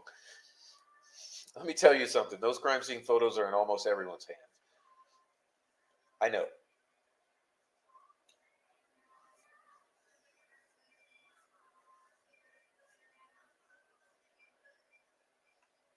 Interesting point there, Frenchie.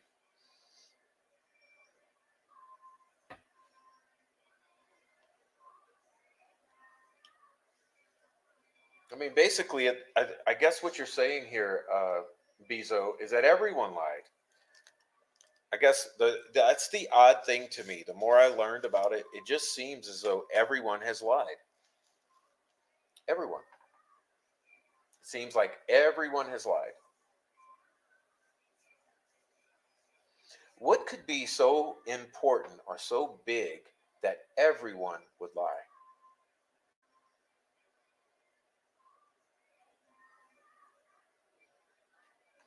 Think about it. To have this many people lying.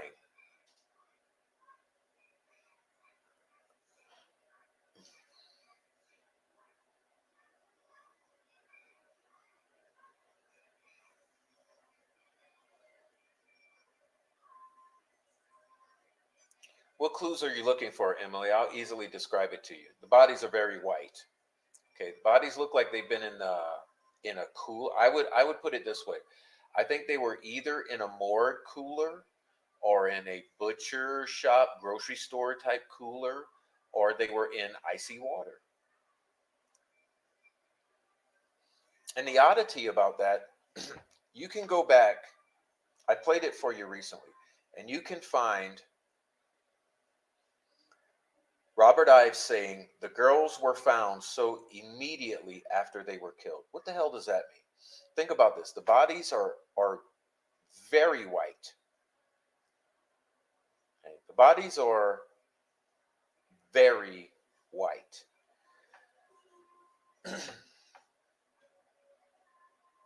There's no marks around the wrist or ankles, no. But keep in mind, the quality is poor. It's poor quality. It's poor quality. But you can see the color, and it's very pale. But then you have Robert Ives saying the bodies were found, quote, so immediately after they were killed, close quotation.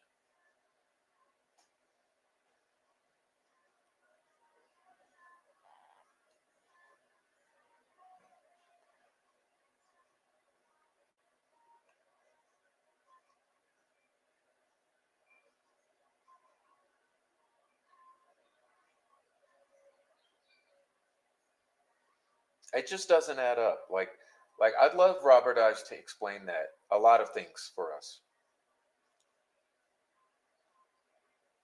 But one of the most curious statements is that he says they were found so immediately after they were killed. I don't get that statement. I really don't. That statement doesn't make sense. If like, how can they be found so immediately after they're killed if they are like pasty white and appear to have been refrigerated?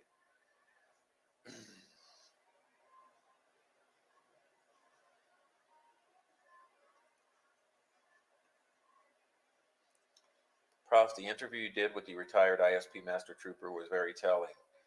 Was it Mears who had a butcher shed with all the porn over the walls? Yes. Yes. And he will be back. He will be back to talk more about that because we all feel that he didn't talk enough about it, because I don't think people who watched that understood enough of what his impressions were as law enforcement, because he's kind of a muted communicator. He doesn't really emphasize things enough. So we will have him back to talk more about that.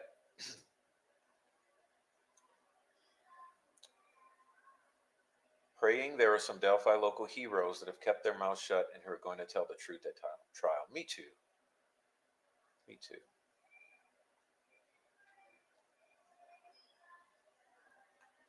All right, guys. So there are 9 crime scene photo pics, or there are 9 pics in the set. We know that much, and we're still trying to figure them all out. But it appears there's 2 sets. But it also appears that there's a cover-up, because we know for sure those leaks were not thoroughly investigated, which makes you think law enforcement had no desire to find or get to the bottom of the truth of the leaks. But we know and we hope that one day they will.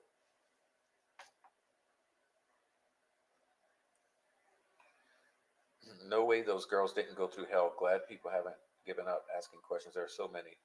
I think they want people to stop asking. Yes, they do. They want this all to go away. But just imagine the horror. Imagine the horror. One had to die before the other one. Okay, so for the one who died first, no big deal. She died. For the one that had to survive, see the other one die, and then herself be victimized, absolute horror. It's unfathomable. It really is. I don't like thinking about it. Nope. Ellie did not look at the butcher shop or Benjamin. And we have constantly said Benjamin Mears is highly suspicious, should have been looked at. Robert Ives, we want to know what you know. Yeah, we want to know why you said the girls were found so immediately after they were killed. But when we look at them, they look like they've been under refrigeration for 12 hours or 24. Mears had a small outbuilding on the farm specifically used for butchering. Ironically, it had nude photos displayed all over the walls.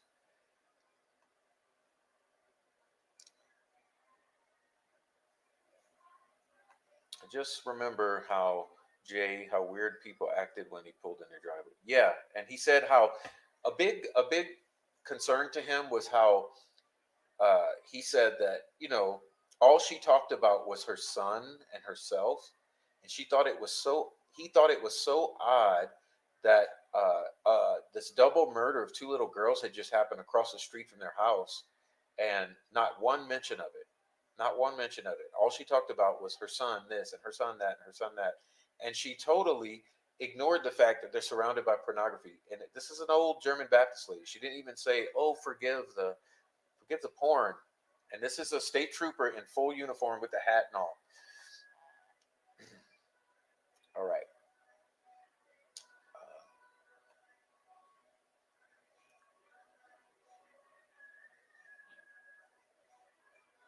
I don't know what you're at. No, I don't know, Gene. I think something did, but I don't think it's not relevant, because we believe if those girls were brought to Mears, there's 2 spots.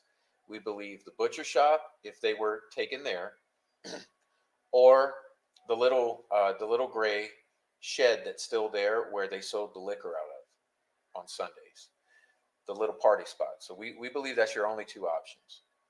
So nothing with a barn or some burned down building. No, we're looking at that little gray barn or the butcher shop. And you can see the trails. You don't really see the high bridge. You see the trails. Hiawatha.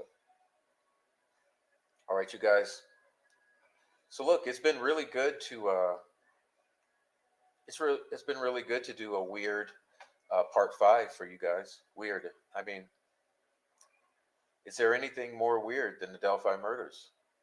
There's not, because you have the weirdness of the pre-crime, you have the weirdness of the crime, the post-crime, and you have the weirdness of the social media phenomenon ever since then, going on to this very day.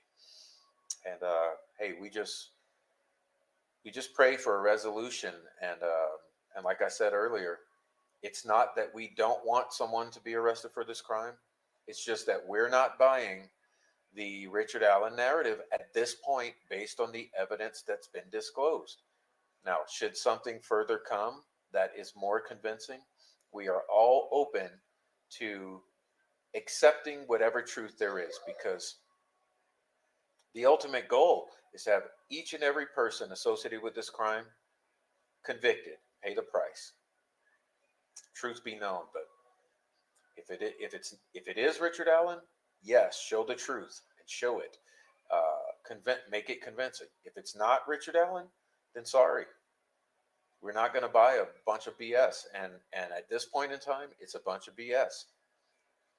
Now, you want to convince people differently? Produce actual convincing evidence in the court of law, and people will be convinced. So thank you all for being here. I'll leave the chat open 5-10 more minutes like I always do, and I'll join you in there. But God bless you all. Pray for justice for Abby and Libby, and more than that, pray for this community, that we all learn how to get along and talk to each other and love each other, appreciate each other for who we are, because we don't all have to be the same. We can all be different, and we can all still work together as a group of people who just want, I guess, some justice for this crime, because it's been traumatizing to everyone, and especially traumatizing to the victims. So I understand that this crime here it attracted everyone's attention because of the media surrounding it. By that I mean the Bridge Guy video. Okay. Bridge Guy video, the Abby on the Bridge photo, yes, they're enticing. They drew all the attention into this crime. And that's one thing. And it actually may be a double-edged sword. That may be the thing that actually brings justice, because so much attention has been focused on this case because of that media. And if that media is fake, then it's going to turn and point the finger right at the people who produce that content. So whatever the case may be, the gaslighting, the lies, the inconsistencies, the coincidences, the suspicions, all of the bad behavior and the trolling, gaslighting, and lying, all of that stuff has been a really traumatizing roller coaster. And as we near this trial for Richard Allen, it's like we're in the pressure cooker. Things are turned up. So understand that in these times, I really do believe we need each other more than ever. And so think about that. Think about what you do and say, so that you say and do things in the best way, that you're the best for others. And I'm trying to do that. And I know that all of you are trying as well. So God bless you. I read the weird still on the communicate page, but it's easier to understand when you show and explain it. Thanks, Prof. Well, thank you, Hiawatha. And that's why I'm doing so, because I was asked to do that, because it is kind of cryptic when I just throw up those receipts. So that's why I'm doing this walkthrough. just for this reason. So I'm glad that you get that. And God bless. Remember Cop Fact saying the photo was fake? Absolutely, I do. I think he was frustrated and knew this case was skewed. Absolutely, he was and is. But you know what they did to him? They scared him off, just like they've scared off 90% of the people who question the gaslight. So basically, they have a MO, and it's to scare people off. But there's a few who haven't been scared off, and all of you in the chat are among that group. So God bless you. Good show. Have a wonderful day. I wonder if the scream could be one girl seeing the other girl dead or murdered. Yeah, I agree. Or the moment she was attacked. I don't know. But God bless you all. And we'll see you later. God bless. Hug your kids. Hug your wife. All right.